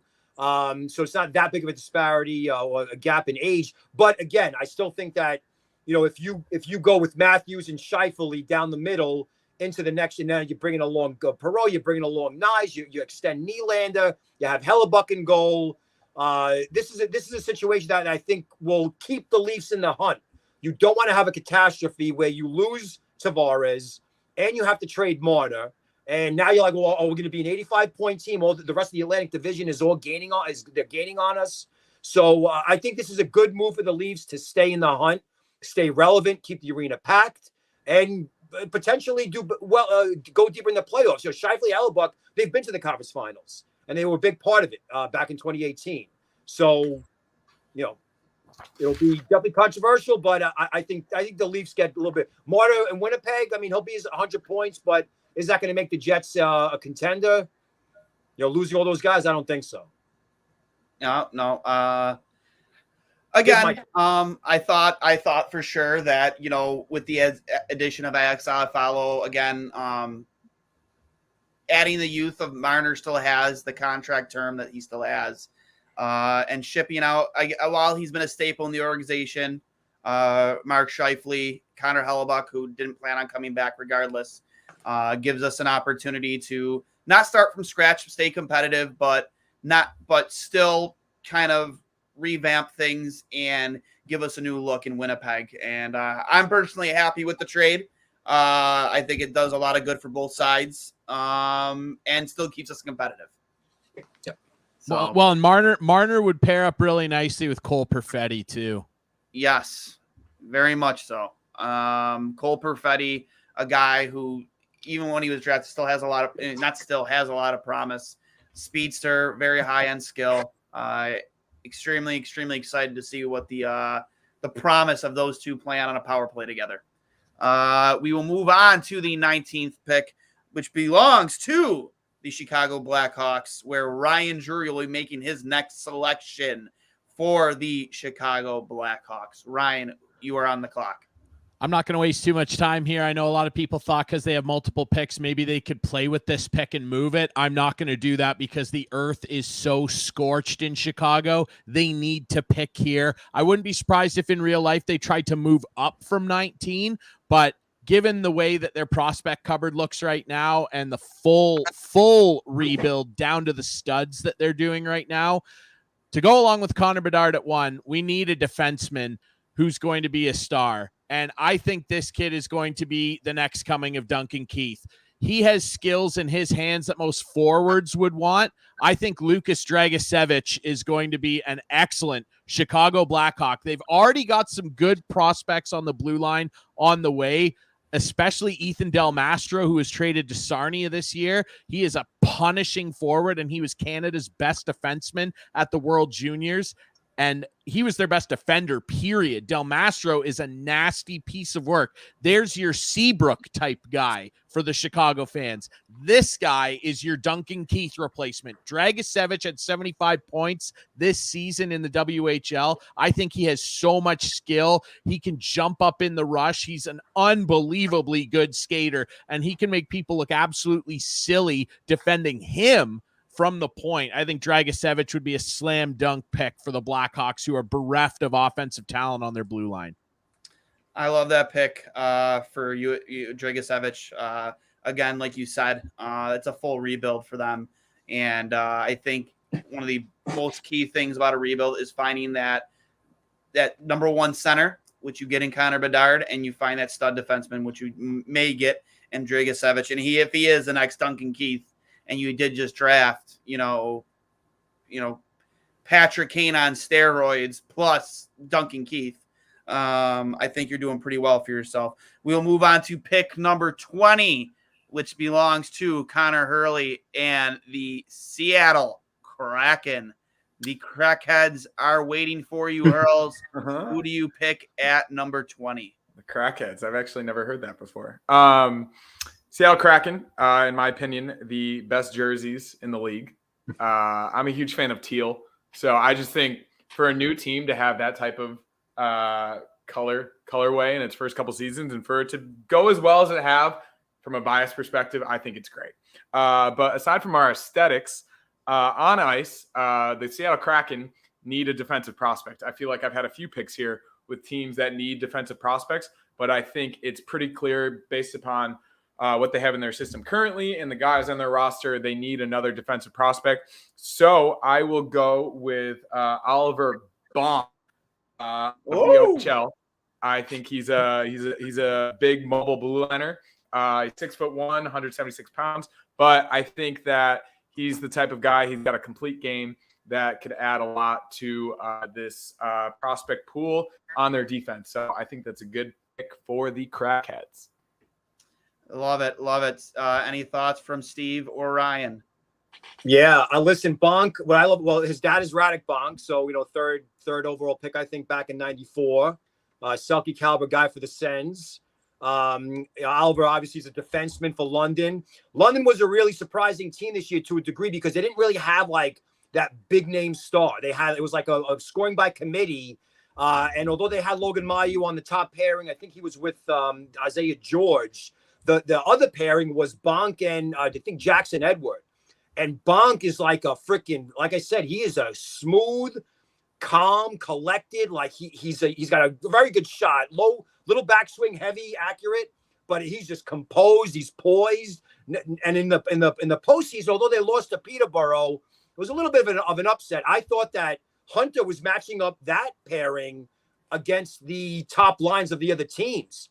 And they were letting the Mailloux, I guess George pairing was getting not the easier matchups, but when you're a draft year defenseman and there are guys in your team who've already been drafted into the NHL, one of them's a first round pick, and the feel is that this kid is the top defenseman in the group. That says a lot about him, his upside, etc. So I'm a big Oliver Bonk guy. A little bit off the board if we're going to go by rankings, but again, like we're going to see defensemen go a little bit high because of the position, and he's a right shot, and he's got NHL bloodlines. So there's nothing really to complain about with the pick. And like Hurl said, that Seattle doesn't have a prospect pool. They have they drafted Ty Nelson. They have the kid Riker Evans, who just played really well in the Calder Cup playoffs, but they don't have anybody. They've only been around for a couple of drafts, so this is a great pick for them. Because now you have, you add Nelson to frickin' Bonk, and then you can just keep building and building and building. I think it's a great pick. Yeah, I agree. Obviously, I saw a lot of Oliver Bonk this year because the London Knights are in the same division as the Guelph Storm, and I saw him a lot live from 30 feet away up in my press box. This kid is a gamer, man. And like Steve said, he's so calm out there. But the thing about him, too, is that he's a big dude, but he's not big for nothing. He will get involved in scrums. He's generally not the guy, because he's got such a calm demeanor. He's generally not the guy who's going to instigate a scrum. But when there's trouble in front of the London net or one of his teammates is involved, he has no problem reaching one of his big bear paws in there and getting everybody off of his teammate. And man, I'll tell you what, I watched him crush a couple Guelph Storm players coming down the wing with speed. He's a big guy and has great reach and will force you to the boards. And if you try and step around him, he's got such great awareness. He will level you into the end wall. He is a gamer. And when, you mentioned it, Steve, when a guy like Dale Hunter, who's turned out a lot of good NHL players, period, but particularly defensemen, when he's leaning on you for minutes that heavily as a rookie in the league in the OHL playoffs, that does, like you said, Steve, say an awful lot about Bonk's capabilities. Yeah. Yeah. So, again, great pick by Earl. Great pick. We move on to the Minnesota Wild. Steve, you are on the clock.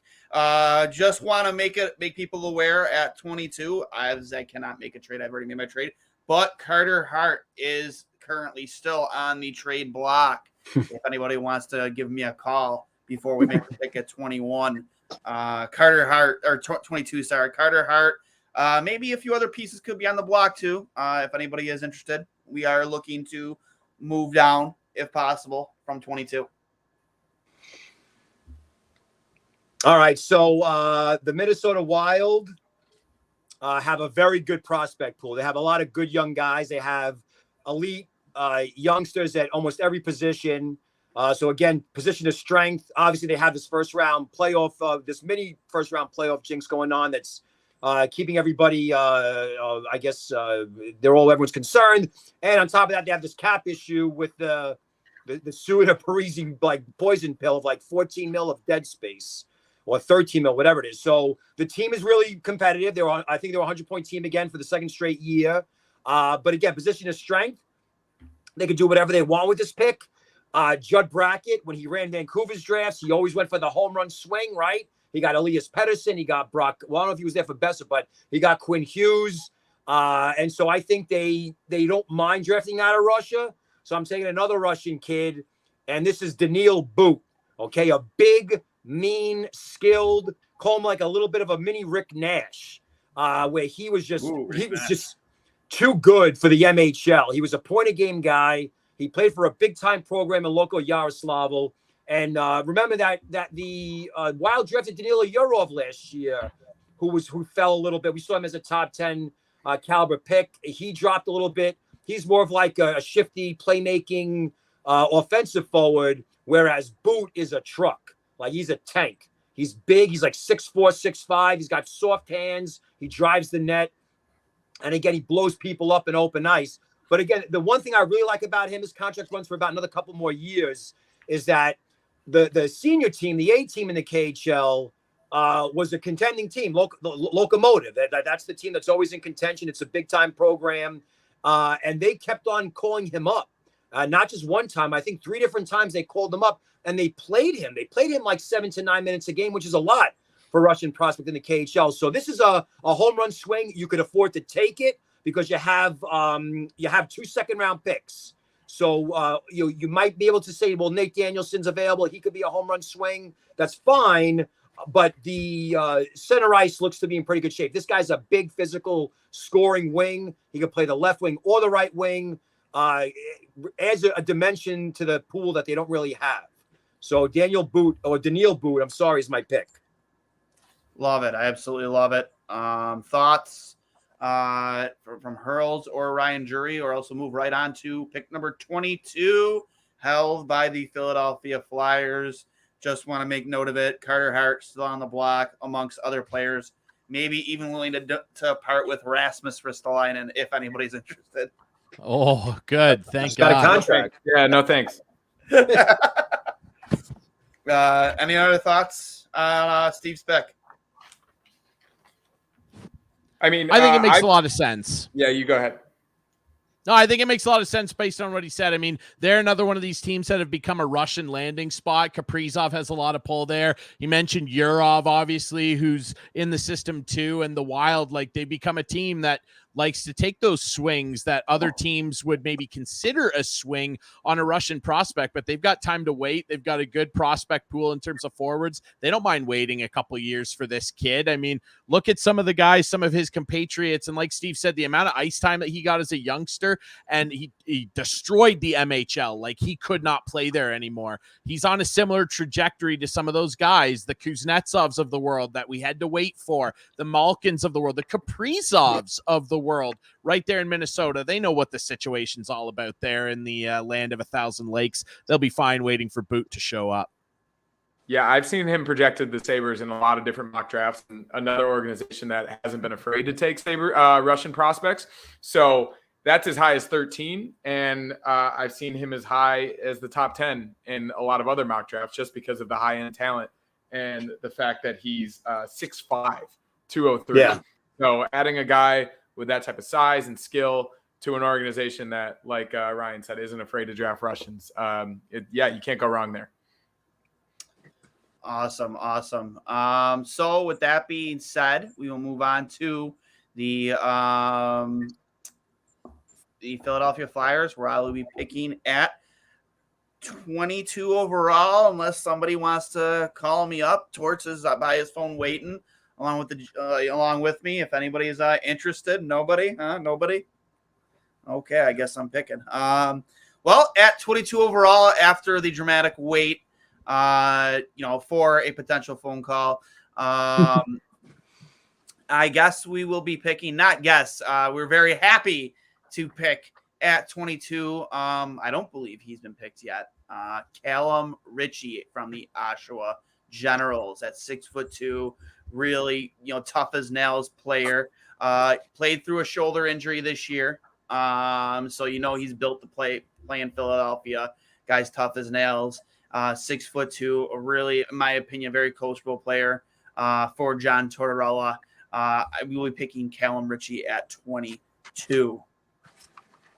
Yeah, I like that. And again, much like my pick for them at 7 with Barlow, such a Philadelphia Flyer. He's such a Flyer. He's got orange written all over him. And he's a kid who I never saw him take a shift off on an Oshawa team that sold this year. They dealt their captain, Leighton Moore, to the Kitchener Rangers. They were in sell mode. They knew that they were not going to go after it this year as they retool for, I'm sure, what's going to be another great run toward a potential championship in another couple of years. Oshawa is one of the best run junior organizations of all time.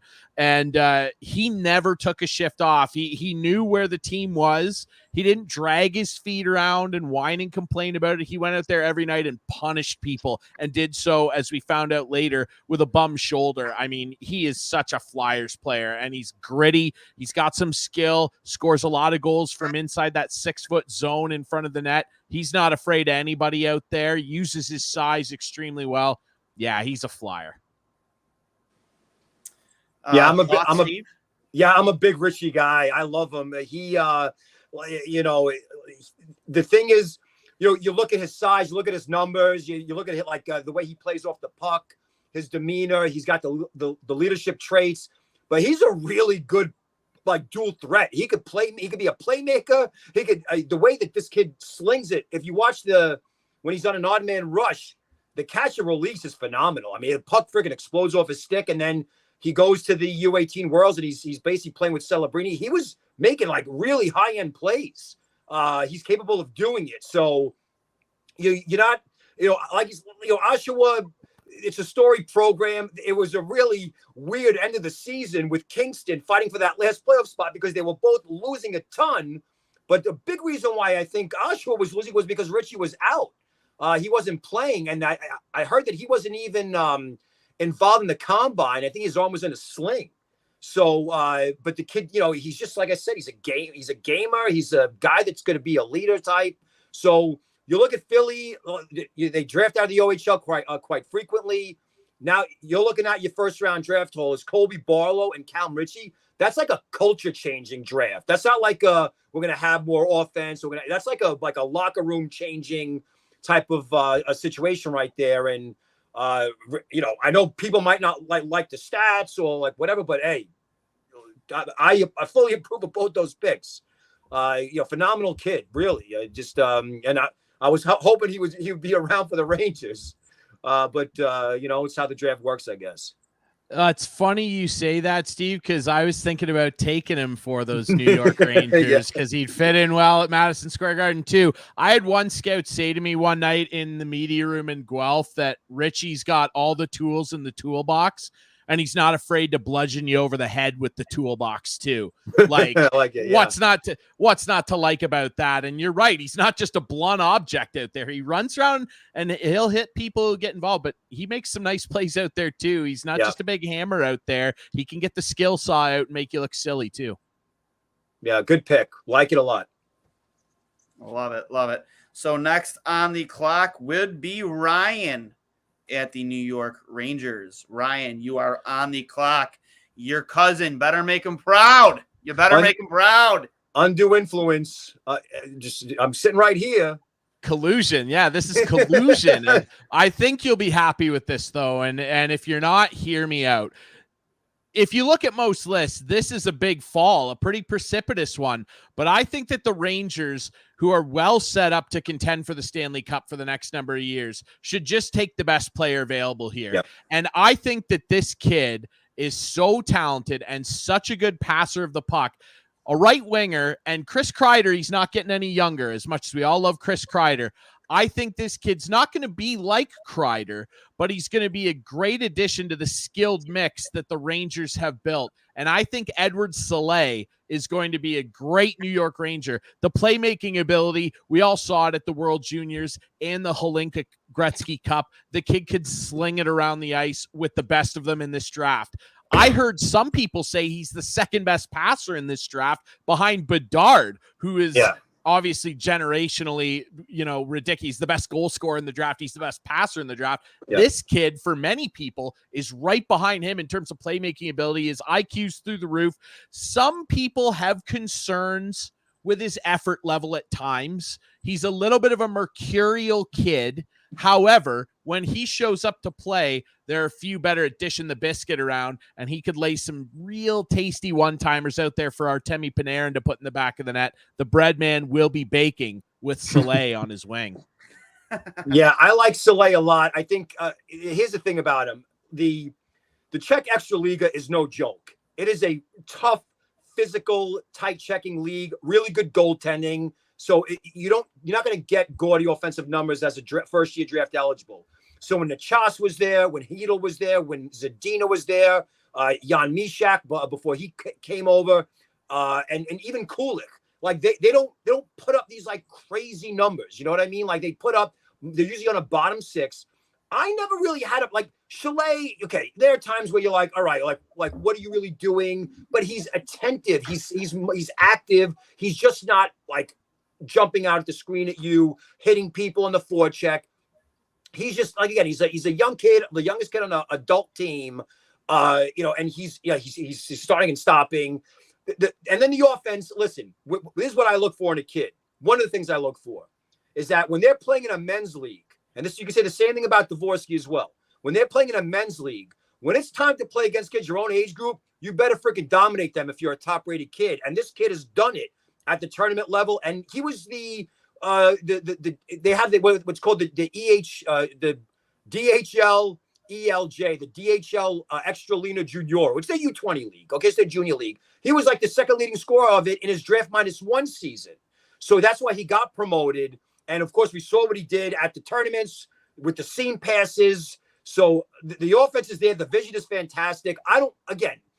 Judging the effort and the work level, the work rate. Again, like you got to look at it from the kid's standpoint. Okay, he's not a big guy. He can't go running out hitting people in a men's league. So I'm okay with it. Even if you're just trading for offense, the offense is in line with what Zadina did, with what Nechas did, and Hedl did, and those are 40-plus point guys, 50-plus point guys in the NHL, and that's great value this late in the first round. Okay, so it's safe to say I made you happy with that pick. Yes, I like. I mean, the need is for center, and more the only. Yes. If I was making this pick, I'm going Nate Danielson because they really do need a big, like two-way, like not two-way, like a playmaking offensive-minded center. But Chalet with Hedl already there, that 1-2 combo, they're both from the Czech Republic. I fully endorse it, so I get it. I teetered with Danielson, but then I just looked and thought the skill available there. BPA, yeah, I agree. It's too tantalizing. So, but yeah, I think he'd be a great addition to the Rangers. We'll see. Yep. So we are on to pick number 24, held by the Nashville Predators. On the clock once again. Pick came from the Edmonton Oilers, I believe, in the Ekholm deal. I want to say it was. Yep. Actually, was it the Ekholm deal? Yeah, that was it. It was. And Reed Schaefer. Yep. And that Yes. pick belongs to Mr. Connor Hurley. The people of Nashville have your ear. So they went with our boy. Sorry. Yeah, it's all good. They went with our boy, Quentin Musty, Hamburg native, with their first-round pick, which I think was obviously a very good pick. We all know him really well, high-end talent. I think going into this draft, I think I've run into another team that definitely wanted to add a defenseman. And given that they've already added a high-end forward prospect, I think it's time to add a defenseman. And I think the best defenseman left available, but also with a lot of high-end offensive upside, Mikhail Gulyayev. Yeah, good pick. If I'm pronouncing that correctly. Yeah, that's it. Out of Russia. He's going to play in the KHL this year. I've been reading a little bit about him. It seems like his skating is his best ability. He's one of the most naturally gifted skaters in terms of defensemen in this draft. And adding him to this pipeline, who was formerly known as the Defense Factory, obviously with a lot of really good defensemen in the past. It is the trade that you gave up Matthias Ekholm.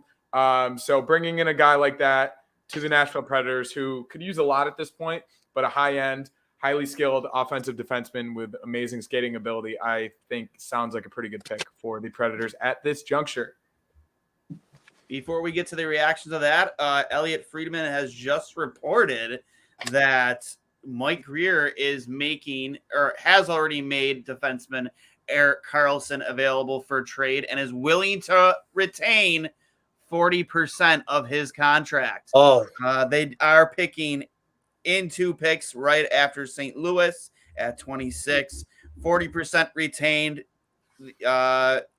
So we'll go on to the reaction for Hurls' pick at 24 with Nashville.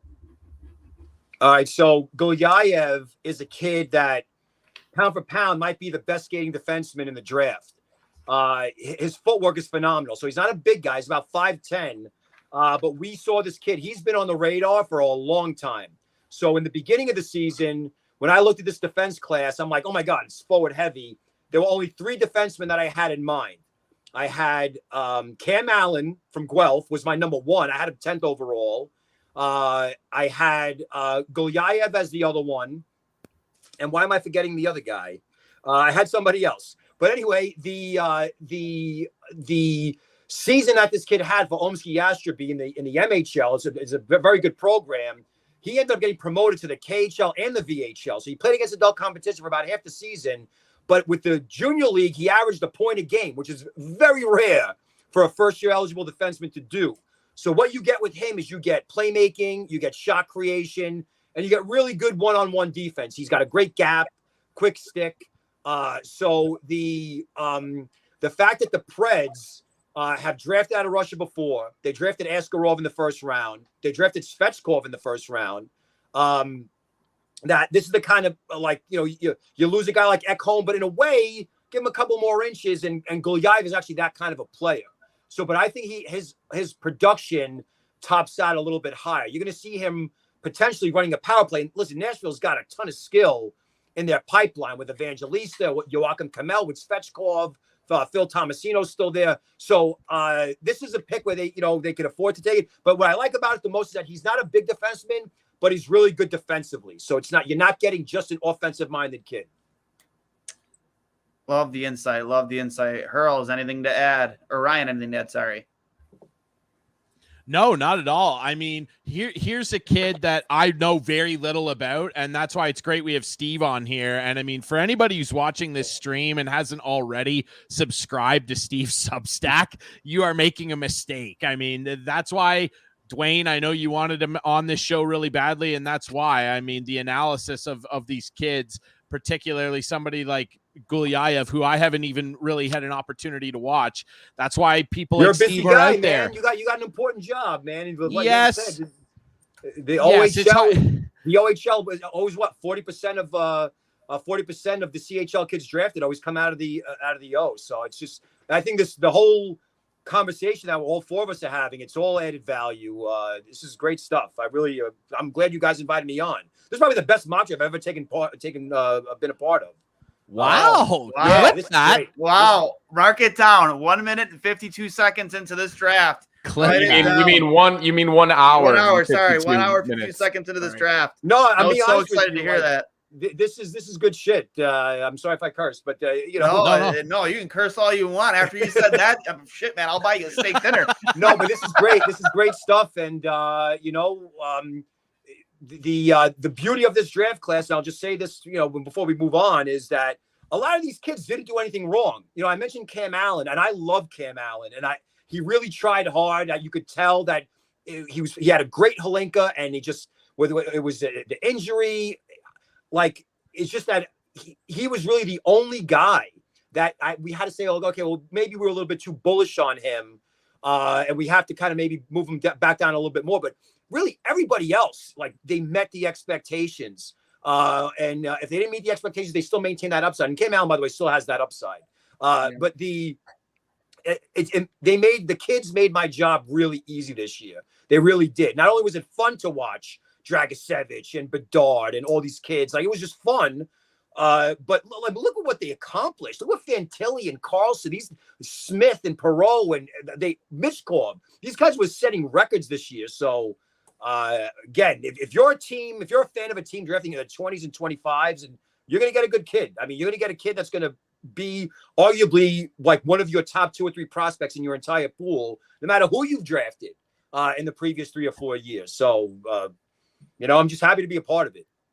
I am super humbled to have you say that, Steve, because again, this was the first annual Two Goalies One Mic NHL mock draft, so we kind of went into this blind and just hoping for the best. So to have a guy like you, who I was really excited to get on with us, say that's very humbling. No, this is great. I like the format, everything. Even I got to make my blockbuster trade, and I got the kid I wanted. I finally found Toronto a goalie. Mitch Marner got traded. Right. So let's see how much of our mock draft stays true come 7 p.m. tomorrow night. Moving on to pick number 25. Steve, you are on the clock. The pick that came from the Toronto Maple Leafs in exchange for Ryan O'Reilly. Big pick for the St. Louis Blues. Their second of 3 in the first round. From what I'm hearing, Elliot Friedman, they have bumped up salary retained to 50%. Looks like they really want to unload Erik Karlsson tonight. All right, so this is the second of my 3 picks. I believe at 10. Who did they take at 10 before? Who did I miss? Was it Belander? They took Matthew Wood at 10. All right, so I'm going to go defense with this because with 3, and now of course I could trade this, but I'm not going to. I'm going to go defense with this pick, and I'm going to stick with the OHL. And I think that this kid is a Blue because the Blues love their defenseman. I love this kid. I've been bullish on him all year. I got to give Central Scouting credit because they were the first ones to elevate him to the A range. Unfortunately, there was some roster changes that impacted his usage in the second half. So he got knocked down a little bit in rankings. But I watched him play in the playoffs.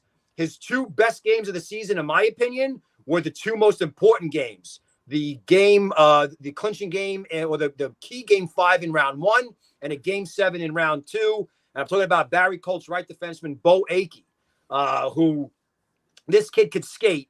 He's a beautiful skater in any direction. And he was their power play quarterback. He was more like a facilitator because there's a lot of offensive talent on that team. When Brant Clark showed up after kind of got demoted, I guess you want to call it, from the Kings, they had to let him go because of the 9-game window that they had for his contract to slide. Akey had to, and Clark's a righty. Akey had to slide down to the second pairing. He was paired with Cholak, the Vegas prospect. And so, Cholak is a physical kid. And I'm not, again, I don't mean to disparage Cholak. I don't mean to disparage the Vegas kids, but it became clear to me that Akey was saving his bacon a lot. Active stick. You got the offensive ability there. I think he doubled his production.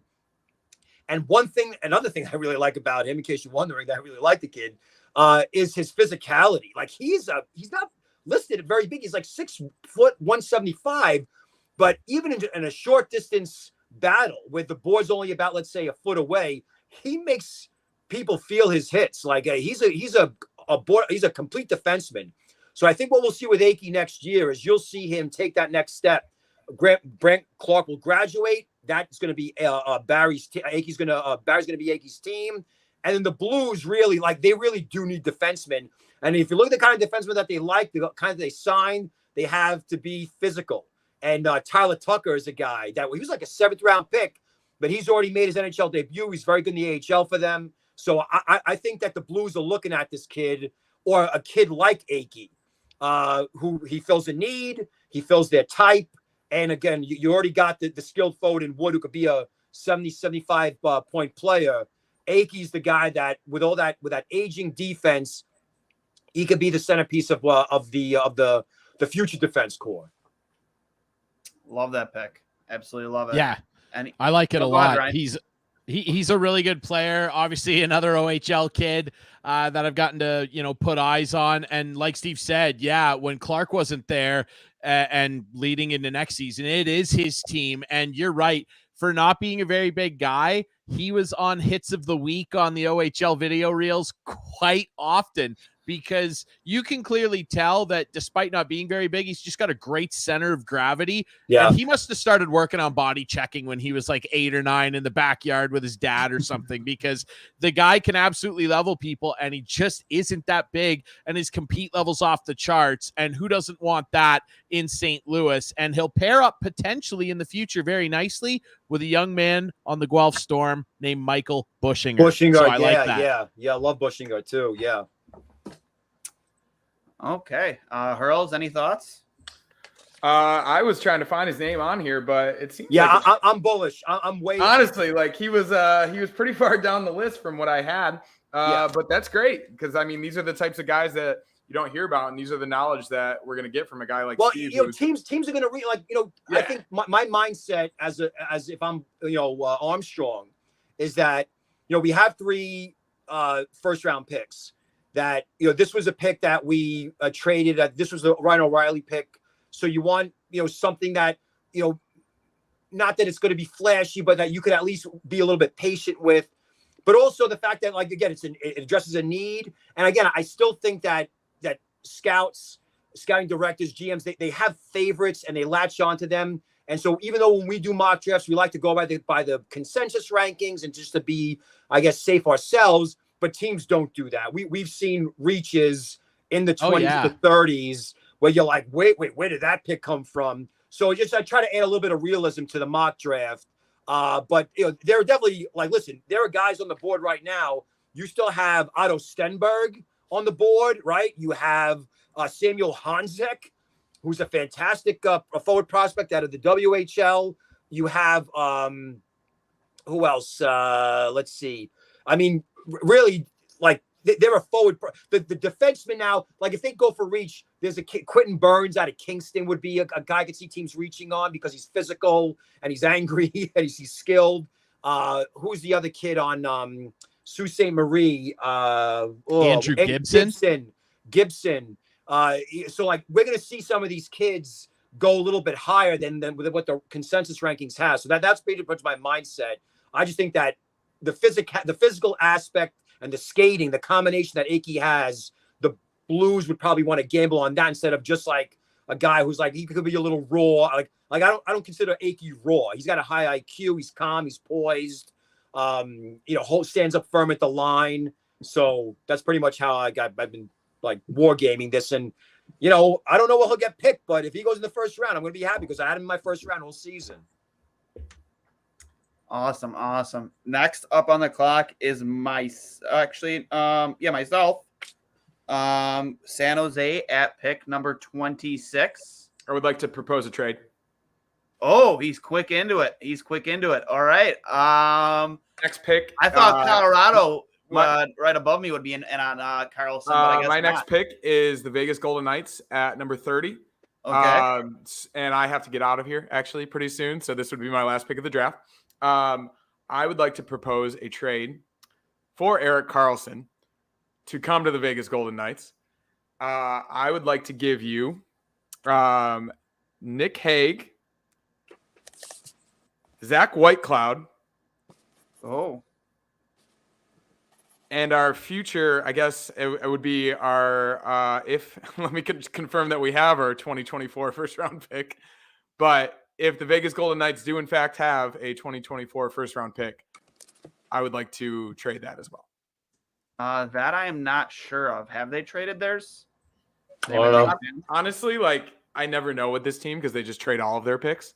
But whatever the highest draft pick they have in their future consideration, whether that's a first or a second, or their next first round pick that they have. So 2 young defensive prospects in Haig and Whitecloud, and the highest remaining future first round pick that the Vegas Golden Knights have. I would like to potentially trade for Erik Karlsson, please. Ooh. 2 NHL defensemen, young NHL 4 defensemen. years We've already left on produced, Nicholas Haig. and a future prospect. Whitecloud, I'm looking. Let's see here. He has 5 years at 2.75. If you throw in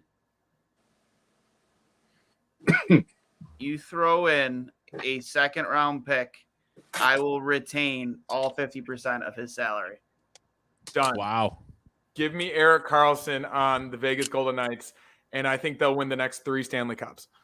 So, blockbuster trade. Erik Karlsson traded to the Vegas Golden Knights. And this is a team that would absolutely do that too. Oh, yeah, they probably would. This is a team that is not afraid to make a blockbuster. We've seen it time and time again with Jack Eichel, Mark Stone, Alex Pietrangelo, basically half of their roster that they just won a Stanley Cup with. You bring Erik Karlsson to that defensive core. You get him for the next 5 to 7 years. You add him to that power play, to that first pair with Shea Theodore or whoever else you want to throw with him. That is a lethal combination. We are exchanging first-round picks.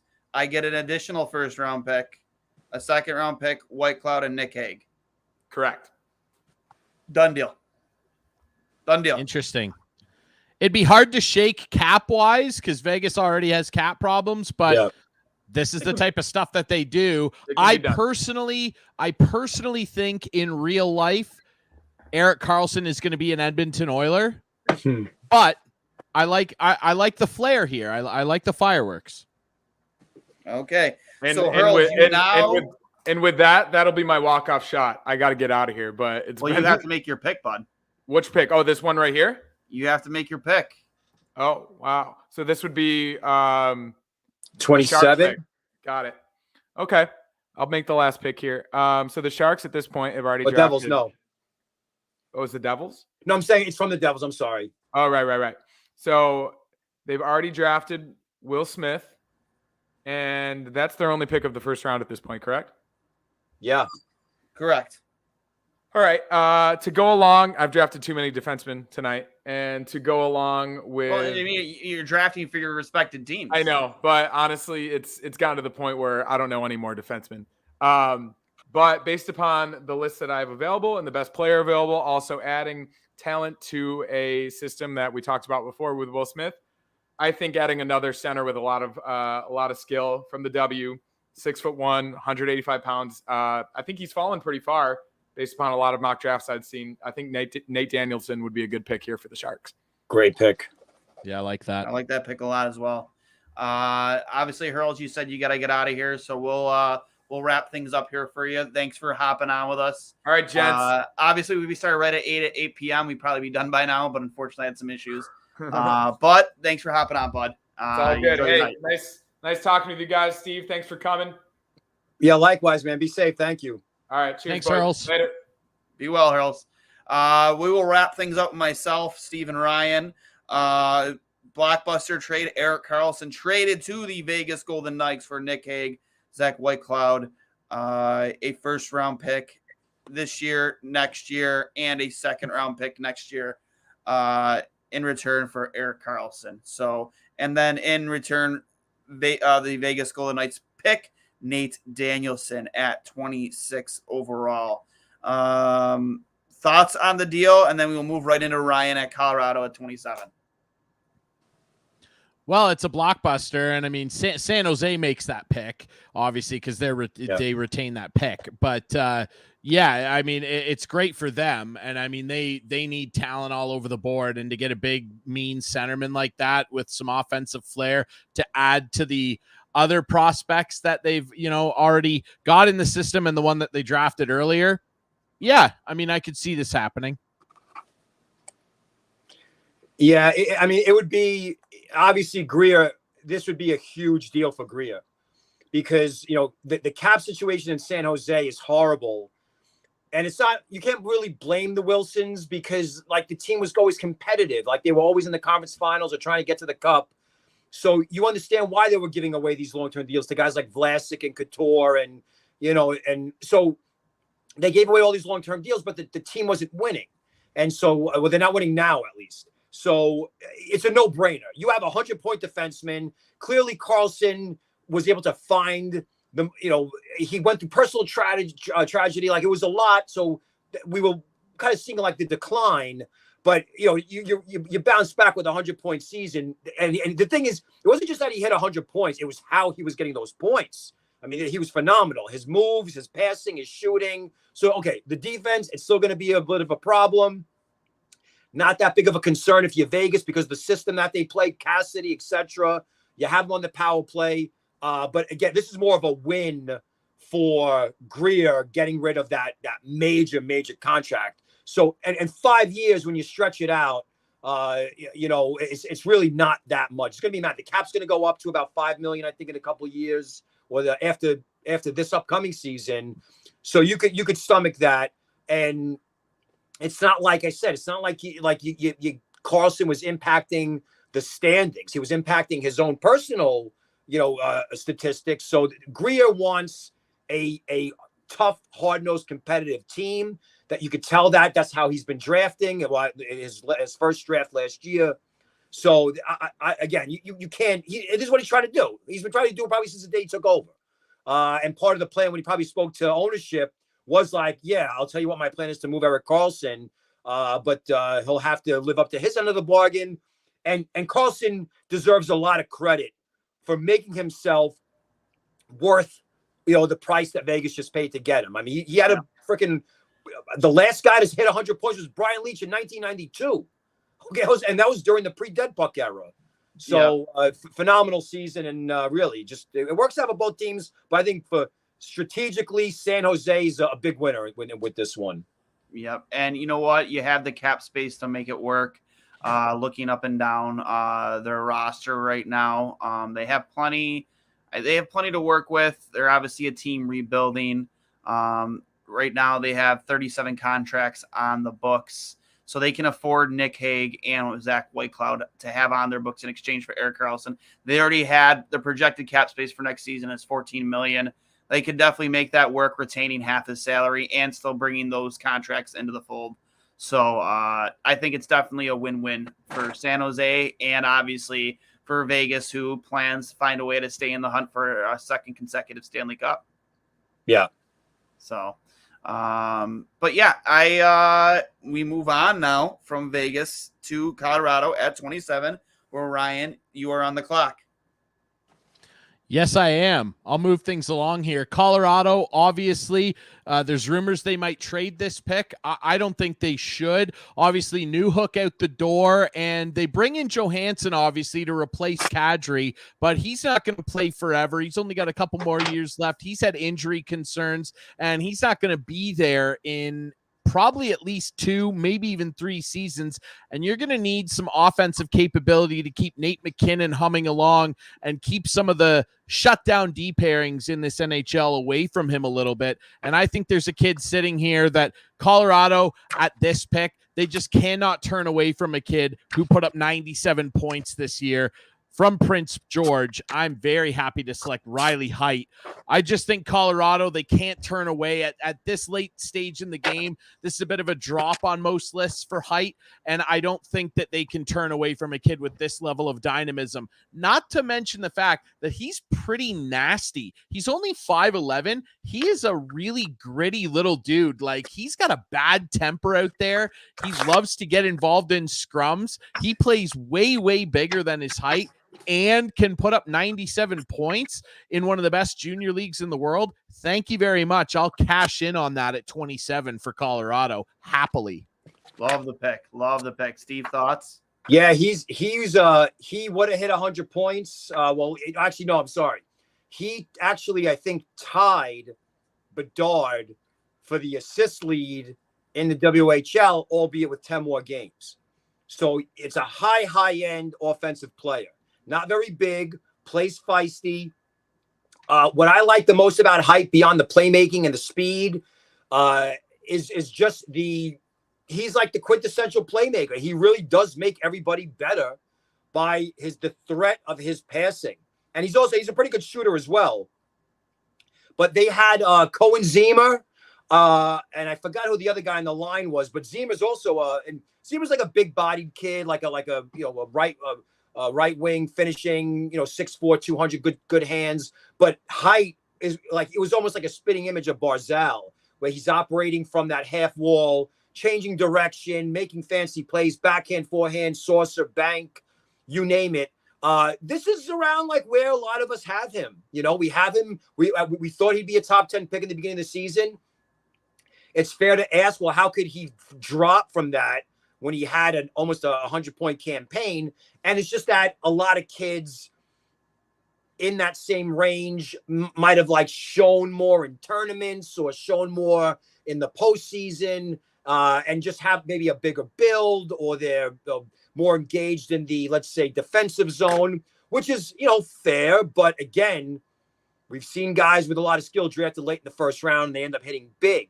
Look at Daniel Sprong. That guy was beat up his draft year, playing in the Quebec League for, all he does is shoot. And look at him, Seattle got a lot of mileage out of him, where, listen, if all he does is score, what coach is going to say no to that? So, I think a guy like Height has big-time point-producing potential. And the thing about Colorado is they don't have anything. They really don't. Their best prospect is a forward in Russia drafted 5 years ago, at least on offense, so like a forward ranks. Even on defense, like they trade away Hellison, they trade away Manson. So the two of their better right defense prospects. So this pick makes a ton of sense, where you get the best player available, top end skill. He could be a potential 2C down the road. And really, that's what Newhook was. I mean, he was a potential 2C. And I think a guy like Height could reach that same level around the same age, around like 21, 22. Yep. I love that insight. We move on to pick number 28, held by myself and the Winnipeg Jets via tonight's earlier trade with the Toronto Maple Leafs, which was originally from the Boston Bruins, which was originally from the Washington Capitals. I believe that would have been the the Orlov Sandin swapping. Okay, there it is. Yep. Yeah. So, with that being said, obviously Winnipeg just dealt their franchise goaltender. They dealt one of their biggest leaders in Mark Scheifele. They get March Martyr in return, a guy that obviously a phenomenal two-way player to join what now has Alex Iafallo, Blake Wheeler. I know his future is still there's some questions still asked there. And obviously you have Pierre-Luc Dubois exit. Now, the tough decision to make here, because where do you go? Do you go to continue to build around what you have already up front or on defense? Or do you go maybe looking in net? While I would love to draft, another player to play alongside Marner, I do think we need to address the big gaping hole in net, and we will go from the Omaha Lancers, Michael Rebel. We've never really had, it's always been Helly in net for as long as you can remember, and I think it's time to, to bring in the next guy who at least you would hope to be the next guy. And I think Rabel has all the potential in the world. He's big, he's fast, his reflexes are top notch, and he's very aggressive, gets out of his paint. And there's still some things that need to be worked on again, but I feel very comfortable taking Rebel at pick number 28. Sorry. Yeah, I mean, listen, this kid, he put on a show at multiple tournaments, right? And so that in itself, right off the bat, when you're like delivering, big time save performances, when you're 6'6" or 6'7", whatever he is, and he's that quick, covering the lower half, the 5 holes, it's like he covers up his 5-hole pretty quickly. It just everything, just makes sense. And the USHL isn't a high scoring league. And in the beginning, you could see there was still a little bit of a transition. But in the second half, I mean, he was really good. Omaha was not a good team. So he's seeing a lot of rubber. And I think that's what you want if you're a scout. And like you're thinking about drafting a goalie in round 1 or round 2. You want to see kids face a lot of pucks and how they react to it. When the ice is tilted, do they give up on plays? Are they reading the pucks? Or how they deal with second and third and fourth chances? Whereas like some other goalies, sometimes they just don't see a whole lot of rubber. It's like, 25 shots a game, but they have great stats. So they might project really well because of their size or their quickness. But Rabel is a guy that you look at the size. Is he the best goaltender in the draft class? I believe so. I had him ranked, I think, like 37th. It's a deep goalie draft, though. So that might like lead a team to maybe favor somebody else. But all that said, like we're talking about a team where the Jets don't really have. They just let go of Hellebuck in the trade. But even if you look at their pipeline, the DeVicentis kid is really good from North Bay. I like him a lot. He's a 7th round pick, so you have to like see how that plays out. But Rabel is a guy where he's got everything going for him. I'm not going to say he's going to be in the NHL in a couple of years, but really, like everything, like the quickness, the size, the stick work, the footwork, the post seal, like all these little things you look at. He's like technically like superior to most goalies in the class. Yeah, I agree. And it makes sense if this is a Winnipeg pick in the sense that you're right. DeVinchentis is a really good goaltender, but he relies a lot on his athleticism to, kind of cover up for some of what he's lacking in mechanics right now. He's a loud goalie in the crease. And I don't mean that as a criticism. He's clearly a very good goalie. And a lot of people thought that North Bay team was going to stomp to the OHL final, and they didn't because they met a Peterborough Pete's team on a heater. But DeVinchentis, a little loud in net. He's got happy feet. He needs to kind of calm himself down a little bit back there from a technical standpoint. Rabel is a guy who is DeVinchentis is a project, I would describe him as, whereas Rabel is a blue chip guy. Sure. And that's what you want ideally, right, Steve? If you're an organization, you want a guy that you feel is a blue chip and a guy that has high end upside that's got a bit of work to do, where if he turns out as well, now you've got a trade chip because everyone's always looking for a goalie. So it makes a lot of sense. Yeah. We now move on to pick number 29, the last of St. Louis's first-round picks, which belongs to you, Steve. You are on the clock for, once again, second time, I believe, tonight for the St. Louis Blues. Yep. So we got the right wing, right shot. I think it's a right wing, right shot. Kidden Wood, big playmaker. We got the potential middle pairing, I guess like mainstay in Bo Akey. So now I'm going to go just best player available. And looking at the list right now, this is a kid that I had him as a top 10 pick heading into the season, knocked him down a little bit. It really had nothing to do with him as much as it did with everybody else. So it's not like he had a bad season. The one thing that this kid did, though, is he destroyed the international circuit. And the Swedes played 5 tournaments this year with their U18 team. Usually they play 4, but what they decided to do was send their U18 team to the World Junior A Challenge, which is a U20 event. And this kid was the number one. He's been the number one player on Sweden's on the forward group in every tournament, and that's Otto Stenberg. And so St. Louis, with this kid, like Stenberg's big thing is his shot, his shooting, running a power play, etc. They've drafted kids out of Sweden in the past. They have a kid already there on the left side in Simon Robertson. They don't really need center iceman because they have Bolduc, and they acquired Zach Dean in the trade with Vegas for, I think it was Barbashev. So, they need help on the left side. I think they just promoted Jake Neighbors as well. So they need a little bit of a contingency there. And I just think, again, this kid, his J20 production in Sweden wasn't as good as we expected. It was about a point a game. We expected a little bit more. But, you get the offense. He's a powerful skater, very hard to knock off, effective in the cycle, gives a good effort, was in the SHL, and didn't, look out of place. He just did, the safe, calm things, which is what you want sometimes. So I'm going home run swing to a degree, but he's actually a pretty safe player as well. So I'm going with Otto Stenberg at, 28? Yeah, I like that. I like that a lot. 29.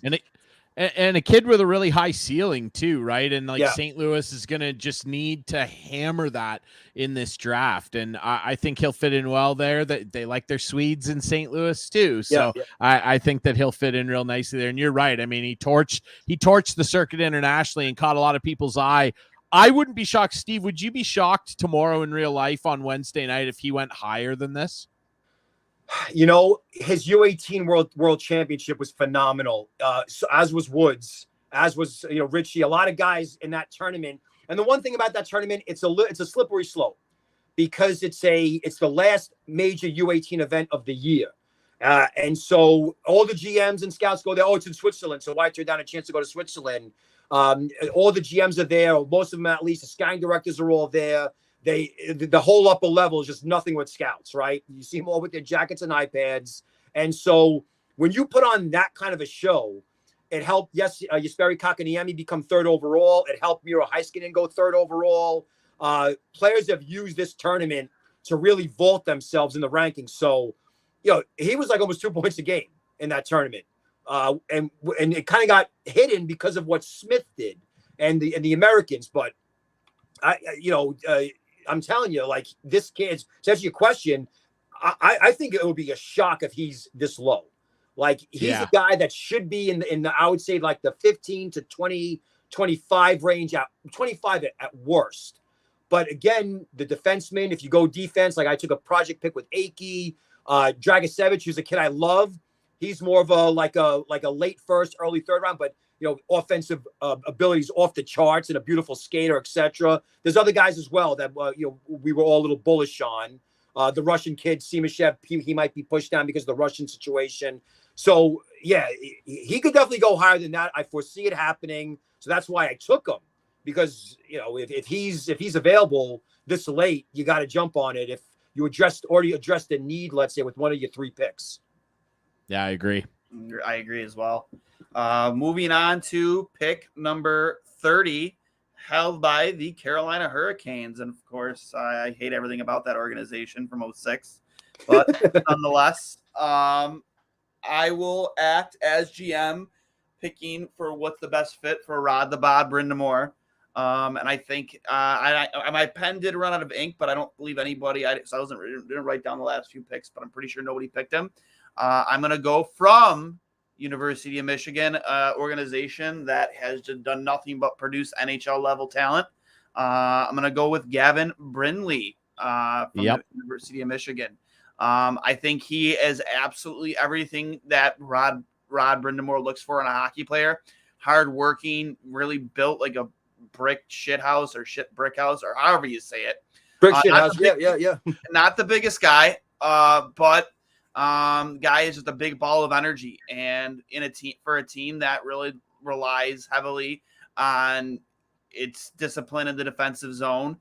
This kid works hard. He can score, but also knows how to play on both sides of the rink. And I think he is really built for the Carolina Hurricanes. Yeah, I mean, listen, he was a USHL kid. He's from Florida, and he went to the USHL. He played for Tri-City, and for 2 years he was one of their better players. And so Team USA noticed. They had him play at one of the tournaments for them, and then he goes to Michigan. Now, when he went to Michigan, he was not expected to be a big name guy because they already had big names there. Of course, Fantilli was coming in, So he was like a bottom 6 guy. And then, they had they had to make the coaching change because they had to get rid of Pearson and brought in Naruto. And so Brindley had this long goal drought.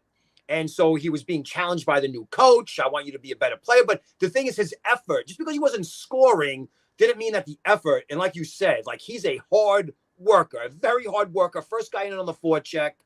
And then he gets, in a way, the plum job, but he earned it in being on the top line with Fantilli. And then he just exploded. Not just a point a game. He was hitting almost a point and a half a game to finish the season at a point a game. But what I like the most about him is really he's creative and he can shoot the puck from just about anywhere. So all you're really concerned about is the size. But again, Carolina's got this loaded pool of the plays at every position. So they could afford to take this kind of a gamble on him. And I could see him, like you said, he's a Rod Brindamore kind of Carolina guy, hardworking. Seth Jarvis, in a way, as an undersized guy with a lot of skill, made that immediate impact. And although we never really saw Brindley as a potential top 15 pick like we did with Jarvis, there are similarities there. And I could see, I got him right around this range. I have him, I think, at 29 or 28. So the pick makes sense to me. It makes sense to Carolina. And I like the fact that he went through adversity. The narrative is going to be that he scored because of Fantilli, which is fair, but it doesn't mean that he didn't work. He was like, I'm just going to go to the side of the net and just slam it. He didn't do that. He had a couple of goals like that, but most of his points came from cycles, physical in the forecheck, causing turnovers, stick lifts and steals, and transitioning to offense. And the best thing, too, is that he's a natural center. So you have that versatility, right? He played right wing, right shot. You saw him at the World Juniors doing that as a fourth line guy. He's a natural center, and that also gives the organization flexibility. And he's the kind of kid that he'll say, "Yeah, I'll do it. I'll move. I'll play, in a different position." So, it's a pick that makes sense. Yeah, I'm happy to make it too. It's again, I got a program I take a lot of stock in. Michigan just does nothing but over the last 5 years has done nothing but produce NHL level talent. Obviously, there was the scandal with Mel Pearson there this past year. They moved on from him during the COVID scandal, or essentially some of the speculated things that were happening behind the scenes. He was targeting the poor goalie there. I mean, it's just we actually had some insight on that for the show. We've had Steve Shields on, former goalie coach for the he was the kind of the whistleblower, wasn't he? He was, yes. He's a good friend of the program. And believe it or not, he actually I'm not going to go into too much detail, but when that story and the shit hit the fan, I already had a good idea of what was coming. My relationships with other people involved at Michigan too. So unfortunately, you hate to see that kind of stuff happen, but at the end of the day, they made the right call. They made the right call. They made the right call for sure. Non-negotiable. You could be firm. You could be a little bit of a disciplinarian. You don't have to be Mr. Nice Guy, but to be toxic, to target kids, to be overtly, let's say, in a kid's face. These are kids. You know what I mean? They're on a scholarship. They have to go to school. They got a lot of pressures on them, and they're making a ton of money for the university. So Correct. It's why would you? Your job is to be a mentor. That's your job. You're in a mentorship role. You're not an NHL coach. We all know that the program is big in Ann Arbor and everything like that. So in a way, it's addition by subtraction because, the new coach comes in. He's got obviously a different approach. He's not like a nice guy either, in terms of he's demanding, but he's fair. And that's what you should want, not any corrupt behavior or anything like that. And if you look at before all that stuff happened, Strauss-Mann left the organization going into his senior year on a top-ranked Division I hockey team. Obviously, you had Eric Portillo, now future LA King, nipping at his heels. But at the end of the day, he was the captain of the team. I believe he didn't have that many credits left to complete in order to graduate, and then he abruptly left, and you learn in that story as to why he left. Yeah, it's crazy. I'm happy for the young man. I'm glad that he was able to kind of get a new lease on life because. Correct. Yeah. So, we move on to the final pick from Ryan, who will be picking for the Montreal Canadiens at 31. Ryan, you are on the clock, bud. So I know on a couple occasions, we've been bullish with some players and made a reach here and there. Listen, hear me out here, Montreal Canadiens fans. You've got Michkov in our draft here. You've got a generationally talented young Russian player who wants to light the world on fire. So you pair him up with the Suzukis and the Caulfields. You are looking pretty good at forward.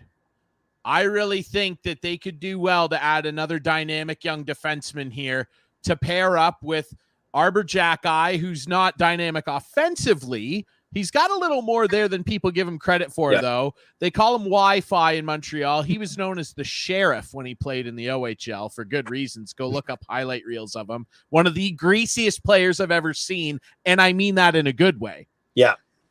Then you also have Logan Mailloux. Now, say what you will about the off-ice issues, which are absolutely valid. I was actually on record saying on the air that I did not believe he deserved to play in the OHL last year. However, he did. And if we're just talking about hockey here, he's an unbelievably talented right shot defenseman who tied Pavel Mintyukov for the goals lead among defenders in the OHL this year. Wouldn't it be nice to add not only another kid who can really bring it offensively and is dynamic and can dish the biscuit around, is a good skater, and despite not being very big, is a feisty competitor who's a dog on the bone when he turns the puck over, which he did a lot early this year on a struggling Guelph team, but he really rebounded in the second half of the season and cranked his defensive game way up. He was ranked way up at the top of the draft on early season projections. He's fallen out of the first round on most lists. Is it a biased pick for me? Sure. But I saw this kid more than any other draft eligible prospect we've talked about tonight, and he shoots right. I'm thrilled to add Cam Allen to my defensive ranks if I'm the Montreal Canadiens. And here's why, if you don't mind me waxing poetic about my Guelph Storm pick here. Cam is a kid who walked into the league after the COVID season. No, he walked in after that COVID season, and he was Rookie of the Year in the OHL, an incredible feat with 37 points. He had 13 goals. I believe 9 of them were on the power play. He was a machine out there. Then you go to this year, and the reason I believe, and Steve, maybe you can corroborate this, that he's dropped so far, 25 points, and people thought, boy, this kid after a rookie season with 13 goals, he's going to explode in his second year on a talented Guelph team who were projected as the 4th best CHL team in the country heading into the season. Boy, did they underwhelm, because they were in dead last heading into late October, early November, and Cam was really struggling. I believe into early November, he had 6 points. That's why he slid. However, what I saw out of him, instead of hanging his head and being upset because he wasn't performing well offensively in his draft year, he picked up his bootstraps with the rest of that Storm team and had one of the best second halves in the entire CHL after the trade deadline, when they made a lot of noise trading some good players. And he took it upon himself to go, okay, everybody knows I'm a good offensive player. I was Rookie of the Year. I can clap it from the point. I watched him score a hat trick in his rookie year, where he was by far and away the best defender on the ice that night too. On top of his dynamic skill offensively, where he's not afraid to make stretch passes and make guys look silly. What I would say is he hurts himself a little bit coming out of his own zone because he thinks he always has to make a flashy play. In the second half of the season, instead of hanging his head and going, oh, I've only got 11 or 12 points, he picked his bootstraps up and started playing excellent defense. Everybody saw what he could do offensively in his rookie year. He turned into a reliable defender, and he got into 2 fights this year with the Guelph Storm. This kid's just under 6 feet tall. He fought a couple of monsters that were a foot taller than him and stood his ground. I see him when he comes off the ice and he lays a big hit or makes a good defensive play, which he started taking pride in. He's not like recuperating, taking a sip of water and looking at the iPad. He is a bulldog. He's hanging over the boards, yelling, engaged in the game the entire time. He is a competitor. And I think that if someone lets him slip out of the first round, which many lists have him at, the one I'm looking at right now has him at 47.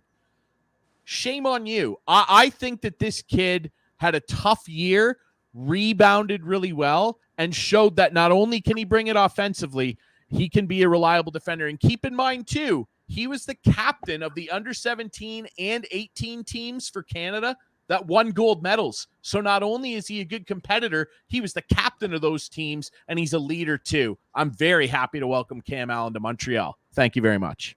I love the passion, man. You can't, when it comes to passion, when it comes to the OHL and junior hockey, I think Ryan Jury's second to none. Well, if there's a kid that I know something about on this list, it's Cam. So Yeah. I watched him a lot, very up close, and he's a really good kid too. There's two things that he has going for him, really three things. The first thing is that he had a big reputation, right? He was a high priority pick. He had a great rookie season. And even before the Ivan Holinka, there was no way that you were not going to rank him in your top 10 or top 15. Remember, we knew it was a forward-heavy class. And when I did my rankings in about May of 22, I had to watch Guelph. They had like 5, Zhilkin and Bushinger and Poitras. They had all these guys who were eligible. Who am I forgetting? The fourth guy. Bushinger. The Carabella. Jake Carabella, yep. Yeah, so you had to watch Guelph, and you can't watch Guelph. And they had that surge, right? They had that surge they slipped into the playoffs, I think, in the second half. And Allen was a big reason why. Like they were not a deep team, a young team. But here's this guy. He looked every bit as number one. And when he was paired with Bushinger, and I'm like, all right, well, Bushinger is the high profile guy because it's his draft year. It was about equal. And I loved how confident the kid looked. Then he goes to the Holinka. And he's laying dudes out. He's generating points. Canada wins gold. So everything was going fine. For whatever reason, though, and this is what kind of sucks about NHL draft coverage, is that the first thing that people will look at is stats. And they'll say, oh, well, he's not, like you said, he's not producing. So what happened was I had to go, when I saw, and I don't watch every Guelph game, but when I saw that there wasn't a statistical what's it called? At a minimum, reaching the expectation levels, forget about surpassing it. I saw that he was really down. So I'm like, all right, let me go ahead and let me watch the kid. Let me see what's going on. And the whole team was just not clicking. There was it was not. And so it wasn't like they were like not trying. They just weren't executing. And so if your forwards aren't executing, your defensemen aren't going to get any points or chances. But with him, it was puck management. Like, I'm like, all right, he's physical. He could skate. He could shoot. He's got soft hands. And it's not even like a low IQ thing. It's just the whole team was guilty of rushed decisions. And listen, the OHL had a lot of powerhouse talent. I'm not making excuses for them, but there were a lot of good teams in the OHL this year that you were like, I can see them in the Memorial Cup. And look who ended up in the Memorial Cup, Peterborough. Who picked Peterborough to go to the Memorial Cup at the beginning of the season? So I'm okay with him this late. I got him really low because, I have to cover my ass because he would be a home run swing. And it really, the other two things I forgot to mention was that he did bounce back. That's a big one. And at the CHL Top Prospects game, he did have, like, in a way, that was like the beginning, I think, of his comeback, where you saw out of all the defenders, it's one game, it's an exhibition, but these kids play really hard. The thing with Allen is every so often you're going to get that one turnover, and you saw it at the U18s where it was egregious right in the middle of the ice, and the poor kid, he was upset. So if I'm a scout, if I'm a scouting director, if I'm a GM, and I'm like, you know what? Was it just like perfect storm type of a scenario? Like the real Cam Allen, we saw it in spurts, unlike the full season of the year before that. We think that with all play development systems, with all coaching staffs, we could get this kid, we could get his head on back to where it was in terms of the pressure and the noise, because you can't tell me these kids don't look at their social media, don't see themselves dropping in rankings. Their agent is telling them. I love Cam Allen. It hurt me so much to drop him because, you get so excited about a kid. But I agree with Ryan. There were a lot of factors involved here, and he was hurt. And so he had an injury, right? It around the so he was able to bounce back from that. I still think that late second round is where he'll end up. But again, like we've seen teams take chances like that. Strong reputation, and like I said, that like high upside. Like if he hits, he's going to be a 50, 60 point defenseman in the NHL and a number one. Not bad for late first round. Yeah, I will say that. Like he is a boom bust guy. Like and even late in the first round, he's boom bust. But if it's boom, you're going to be really, really happy. And I'll tell you this too, for everybody who maybe didn't pay a lot of attention to Guelph this year, watch them next year. Yeah. They're going to be one of the best teams in the Ontario Hockey League. I'll tell you what, the Guelph Storm are loading up for something special this year. You watch. Yeah. Yeah. They just way too much talent on that team. And then to make the moves that they made, getting rid of Zhilkin, that was a tough one. But the Zhilkin, Pastajov, like it was a fire sale. I forgot about him. He goes to Sarnia and he's freaking destroying it. Like I said the same thing about Bryce McConnell Barker. Like when people were down on him, I'm like, he was on a great Sioux team, but he wasn't like, he had to share the puck with really talented players. They all leave. The team isn't that good, but he was clearly their best player. So when you're watching these kids develop, like sometimes you like to see a group rally together. So you're going to draft Cam Allen anyway this year. You're not going to wait another year. You're looking to see the kids respond and we've seen teams do this. Oh, look at Vegas. They just won the cup after not making the playoffs. So there's just because you don't make the playoffs one year when expectations were high, doesn't mean that you guys are screwed. You recalculate, you make a couple of changes. So I see Cam Allen as one of the best defensemen in the OHL. If not next year, definitely in his final year before he moves on to the AHL. There you have it. I love it.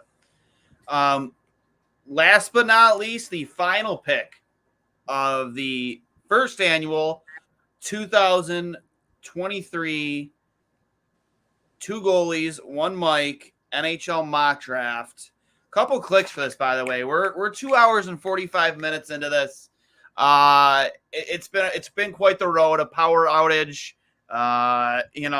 Definitely was very time consuming when I first talked to Steve. An hour and a half. That didn't come close, huh? Well, I said they tend to run long. Because, and you know what? I appreciate you sticking with us, man. I really, really do. I've had a ton of fun.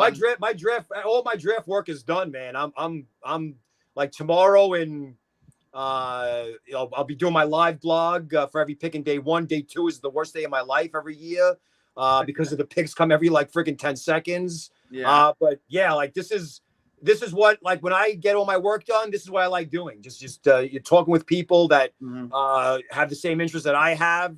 Right now, most fans they're focusing on the draft, but they're also talking about the awards and the upcoming free agency, all the trades.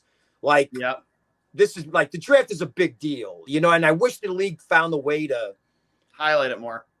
Or just shift free agency, or just do something where like you give it a week. Like look at the NFL and the NBA do, like where that's all you talk about for like a month, 2 months. Whereas, and I'm not trying to call them out here, but ESPN, the main carrier for hockey in the States, they didn't even have a draft option on the menu. And this is the national broadcaster of the league. So it's like, what's going on here? So again, like anytime you guys want to have me on, do this stuff, just holler, man. Because again, I got all the time in the world, and I feel like these kids work really hard. They deserve the recognition. I agree. I've appreciated every ounce of your enthusiasm, your passion, your importance of your detailed explanations, and yeah, it's been a lot of fun, man. I'm so happy you answered my DM, and I'm so happy to have you on, and I can't wait to have you on again. So without further ado, the final selection by the Vegas Golden Knights, which is now the San Jose Sharks. The San Jose Sharks. The San Jose Sharks. Yes. That almost forgot the San Jose Sharks via the trade with the Vegas Golden Knights, that sent Erik Karlsson to Vegas in exchange for Nicholas Hague, Zach Whitecloud, 2 first-round picks, and a second-round pick, with 50% of the contract retained on Erik Karlsson. The San Jose Sharks are happy and proud to continue to build on this rebuild is Ethan Guthier from the QMJHL. Obviously, a very fast skater, high level skill, pure goal scorer, and excited to bring him on board along with Mike Greer and the San Jose Sharks. I'll bow to your thoughts, Ryan and Steve. All right. So he is another kid, preseason first rounder, NHL Bloodlines. I think he's Denny Gauthier's kid. Yep. I think he was the first overall pick in the Quebec League draft. So yes, he was. Yeah. So he's a Team Canada U17 World Challenge. Hlinka Cup gold medal winner. Yeah. So, but what I love about this kid, just to start off with, is that he was a key player on a very good team, a top ranked CHL team, pretty much the whole season. We knew Sherbrooke was going to be in the mix for the title with Quebec and with Halifax, and who's the other team? Gatineau. But this kid as a wing is really like, he's just a complete package. He's not like a fast skater, but he's like elusive. But what I love about him is the stick handling and the moves that he makes. He's got like the tough component. He's physical. He finishes his checks. He's aggressive. He's good in all 3 zones. But I like to see what kids do under pressure. I like to see them when they're in traffic. Are they forcing plays? A lot of these kids are so used to being the number 1 guy, every level, midget and bantam, where they're like, I'm just going to stick handle through everybody. But, as the season progresses and the games mean a lot, and you're a 50-plus win team in the CHL, that's a big deal. It's a big deal to Canada. It's a big deal to the communities. Like the arena is going to be packed. You want to go to the Memorial Cup. And a coach and the older players, the overage, will be damned if they're just going to let some young kid be a hot dog and try to do whatever he wants because this is draft year. You did not get that from Gauthier. He is a team first player, a lot of skill, and he still scored. He scored I think about 35 goals this year on a second line role. More like top 6 because he rotated out. But this is a kid that when the Phoenix graduate, their big names, all their O2s and eventually their O3s will go to the AHL. This kid will be one of the top players in the Quebec League. I firmly believe that. You'll see a rise like you saw out of Joshua Waugh or with Riley Kidney or like Gaucher and what's his name, Bolduc, where you'll see 50 goals, 100 points, something like that. So yeah, it's a great pick. I love him. I love his effort. Just checks all those measurables. Mature, high IQ, well trained. He's been taught well. So yeah, I mean, and Vegas they've drafted out of Quebec League a lot, and they took Zach Dean and they lost Zach Dean in the Barbashev trade. So now they got. And the thing about Vegas's prospect pool, they have nothing but centers and like 2 wings. They're like, their center depth is ridiculous, but on the wings they have literally like I think like 2 guys you'd consider to be C level. Milo Dorofayev is pretty good. So this guy is a need pick. It's a high upside pick, and it's in line with what the team has done in the past.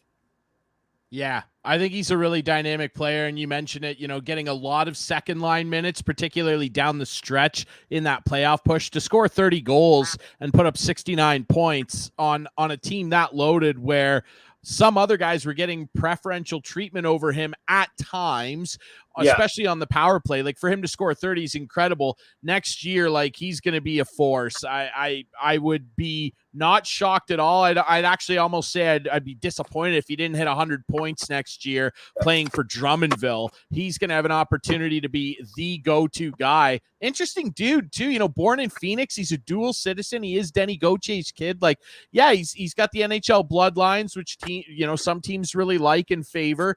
And he's got that high-end skill set where you're right. He is a team first guy, like scored 30 and passed off a lot of opportunities to shoot even more.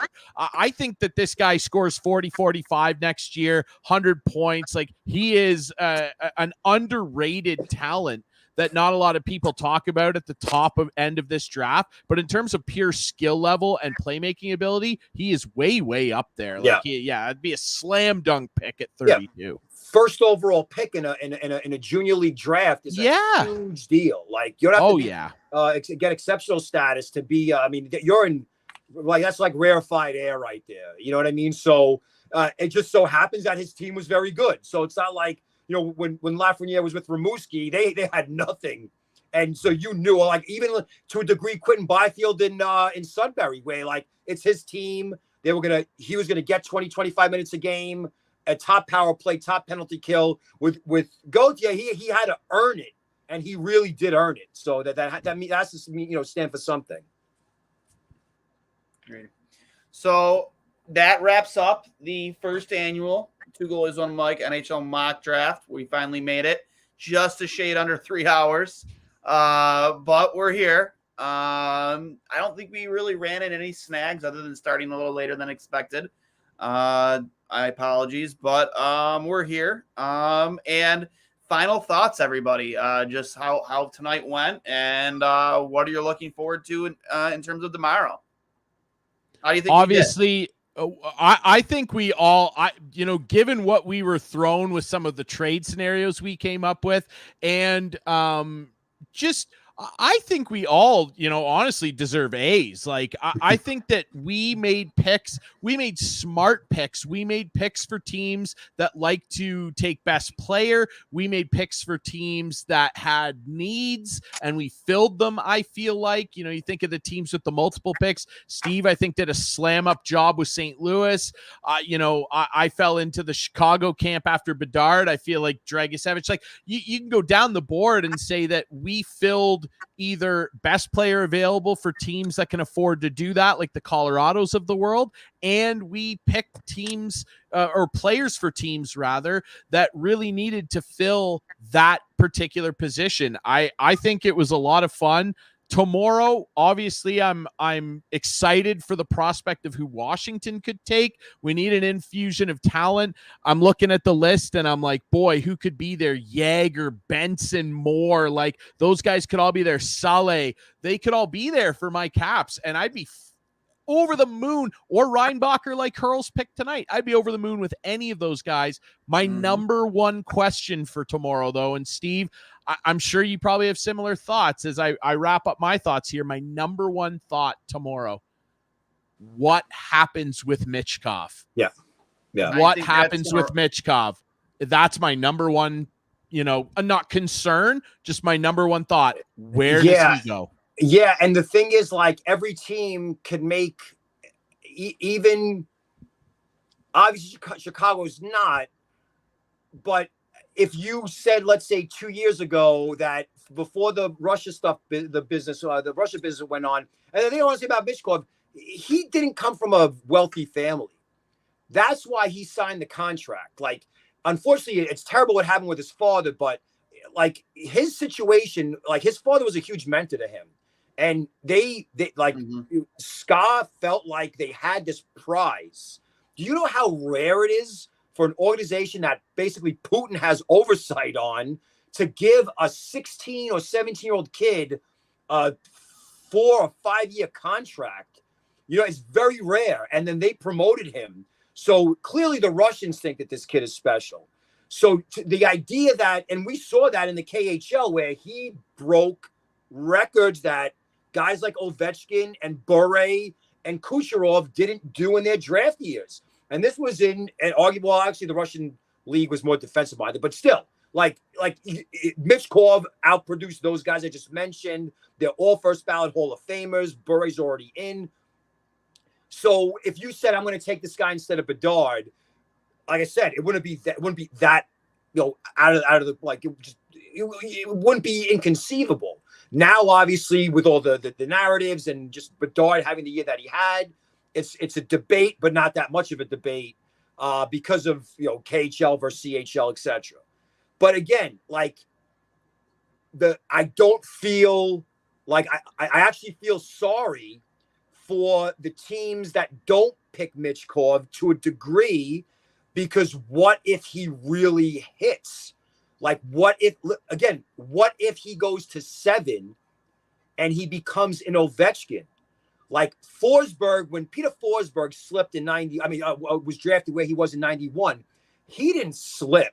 It was known that year that it was Lindros 1 and Pat Falloon 2 and Niedermeyer 3. Well, Niedermeyer could have been 4, but there wasn't really any I don't know. Like, and so when Forsberg went, what did people say even before the Lindros trade? Because of all the numbers that Forsberg put up in the tournaments, that there's a chance that this guy might be the best player out of this draft class. And that's why Philadelphia did not want to trade him. And you read all the books and the stories about the Lindros trade. So, they did. And there was a point, of course, in 95, 96. We're not saying that we're like, oh, wow, Lindros now is competition. But eventually, and of course, head injuries impacted Lindros' career, that Forsberg was, the star of that draft, even to a degree ahead of Niedermeyer, because if Forsberg's healthy, he's winning or coming close to winning Rosses every season. So with Michkov, you don't want to be that guy that because you're going to have to answer. You're going to have to answer, like, why did you pass on one of the greatest goal scorers in NHL history? That, and again, when I saw the two kids play live in Dallas in 01, I'll admit I get a little excited sometimes when I see kids play. I'm like, oh, I love him. He's first overall after one game. But I never felt that in my life at a hockey game, except when I saw Wayne Gretzky play. That's it. Like, to see Bedard and Michkov go head to head. I don't care that it's an 18-year-old tournament. I don't care that there was no season. It was COVID, and it's just, I don't care. I did not, the way that I felt when each of those guys touched the puck was unmatched in my life, except for when I saw Wayne in being in the arena, seeing Wayne Gretzky live and doing what Wayne Gretzky did. And so, my mind never changed. I didn't care about any red flags or any chemistry or his character or his contract. Who cares? I know what I saw. All that said, okay, the GM's job is to build the best team. Okay, so if you have a sure thing, and I'm telling you right now, like, Fantilli is a sure thing, and Carlson is pretty close to a sure thing, and Smith is all pretty much. I mean, the numbers he's going to be. Jack Hughes is a 100-point player in the NHL, so like, you have the chance to draft that at 4 or 5. You do that. So, but again, it's just the beauty of the draft. It's the beauty of this type of draft.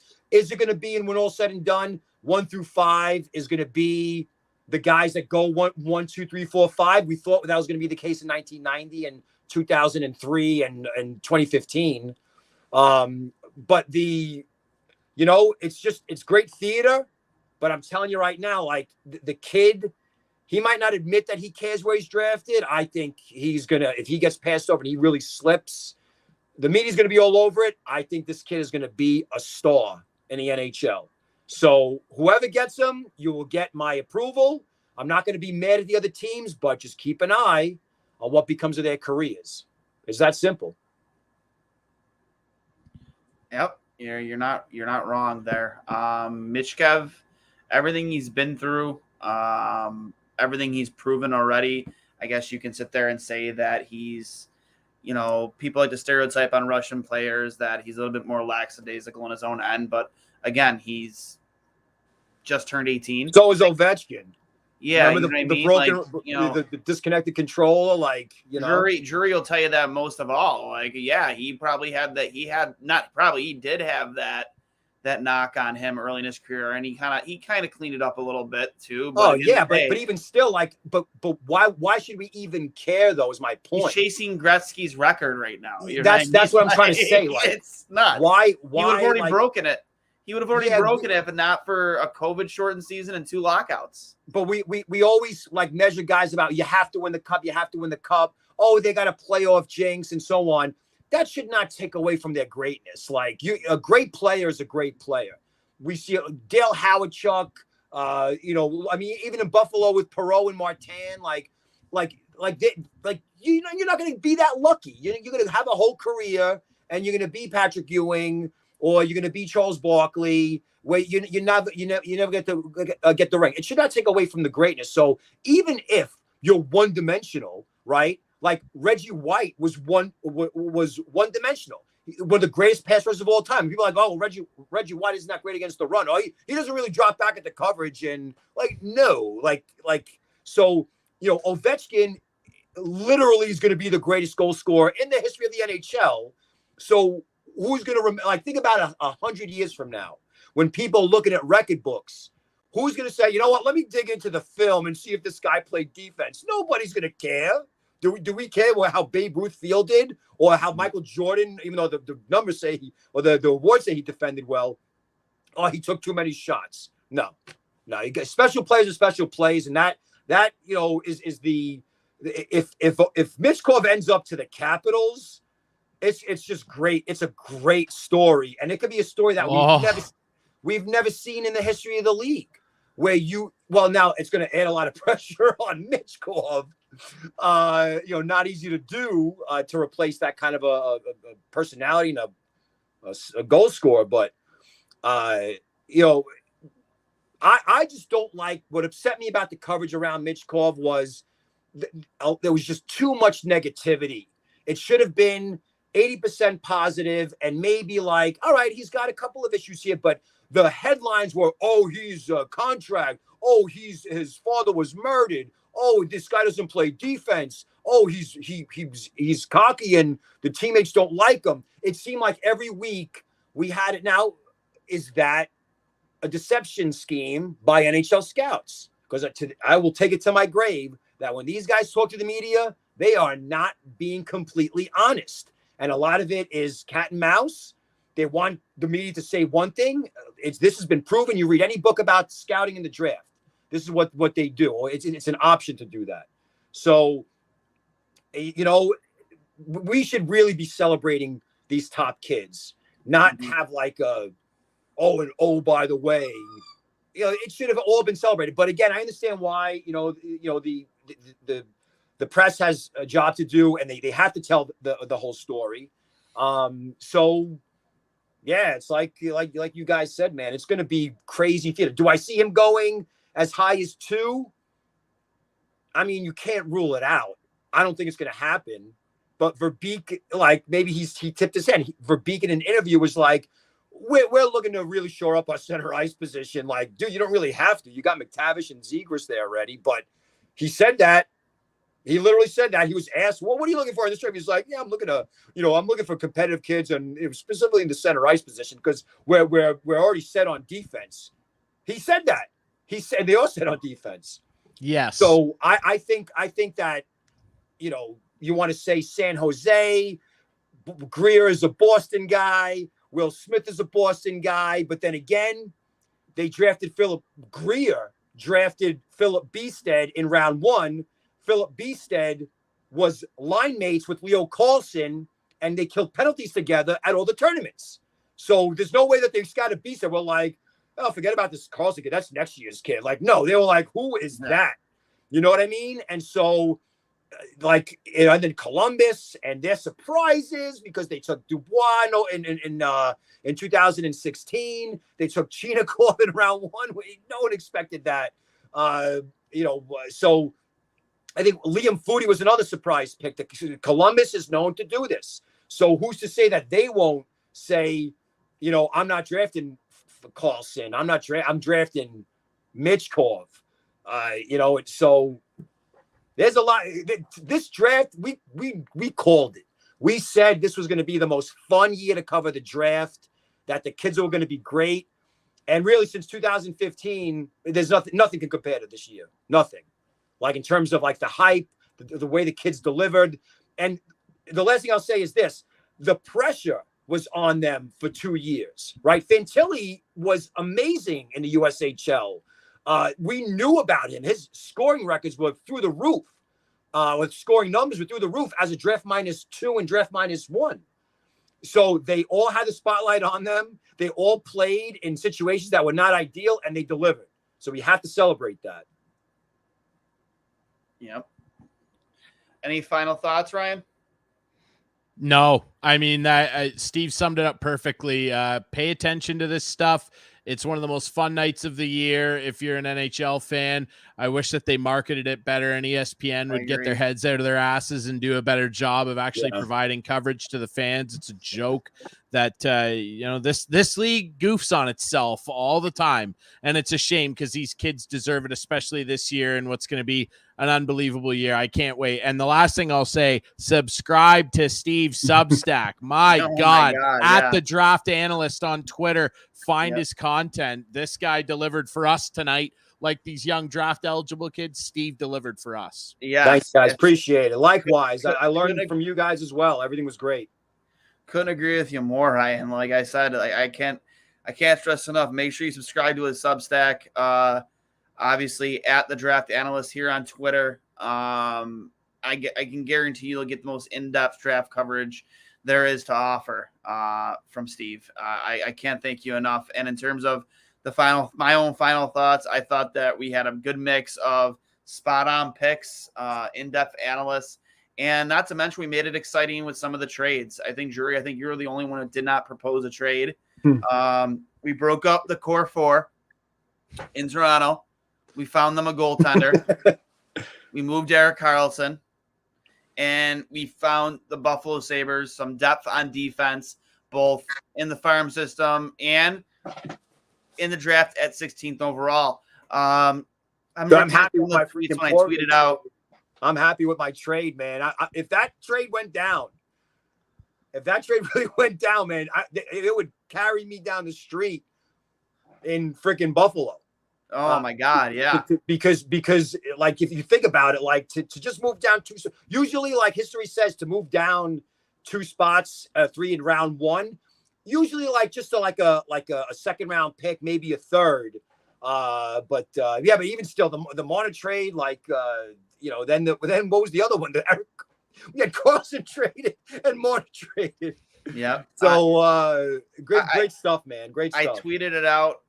He said 8, as a quote tweet on the Two Goalies on Mike tweet, said 18th overall, Hellebuck, Mark Scheifele. I forgot to include with the contract extension, much like Pierre-Luc Dubois worked into it. And to the Leafs forever for Mitch Marner, 28th overall, and Matt Murray with 50% retained.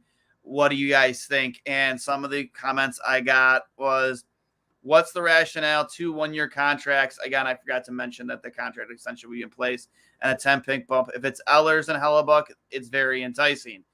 I was told to stop that. PLD went for 4 pieces. Helly alone is worth 3. No, he's not, in my opinion. He's got 1 year left on his deal. You're buying a rental goaltender. And what Scheifele would bring, get off the booze.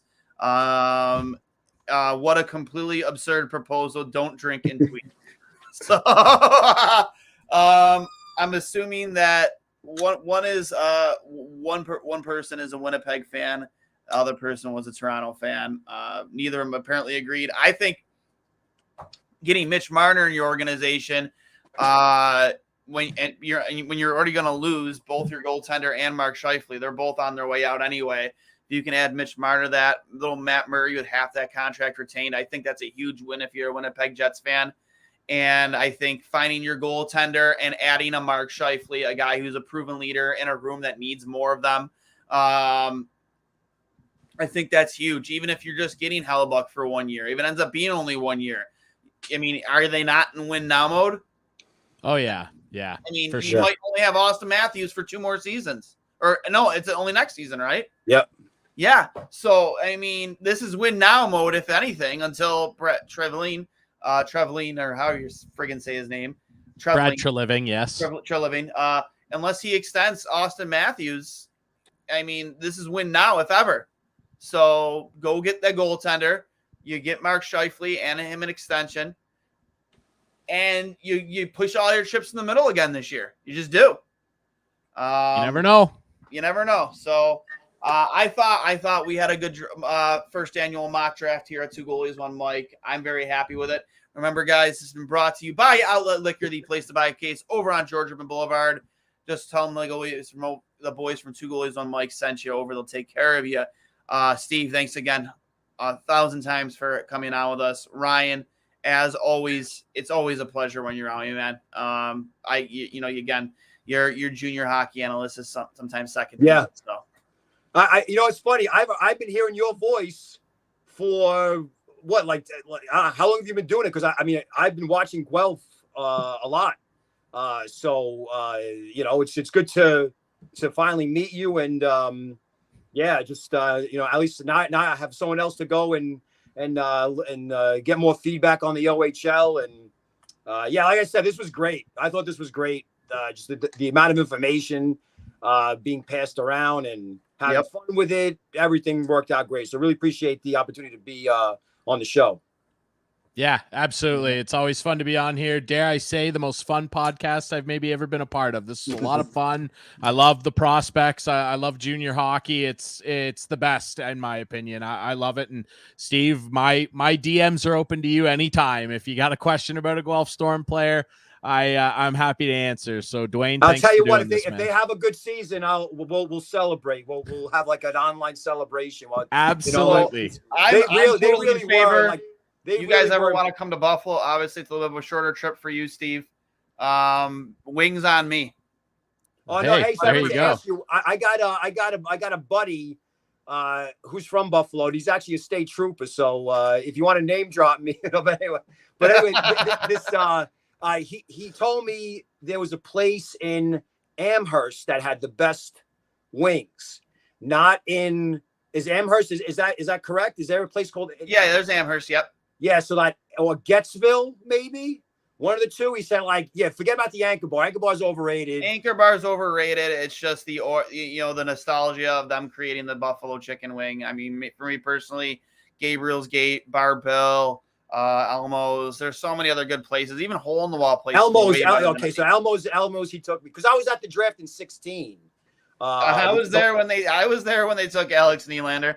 Yeah, well, you know what? Over Sergachev. He was Mississauga. He was good. I mean, you said, listen, Williams' brother. You saw the same skill, and it happens. Yeah, they desperately needed a defenseman that year, though, man. They desperately needed a defenseman, and we were all kind of shook when they took Alex Nylander. There was a lot of hype there, but unfortunately, it didn't work out for them and Tim Murray at the time. So, well, you're okay on D now, so yeah. No, but anyways, thanks again, guys, for hopping on. We will see you. Maybe even tomorrow. We'll see if we're gonna do some live streaming during the draft. Obviously, we'll do our free agency preview show. That'll be a lot of fun. But thanks again, guys, for coming on. Guys, it's been episode 129 of Two Goalies, One Mic. The first annual NHL mock draft for the show goes off without a hitch. We will talk to you later. Be well and good night.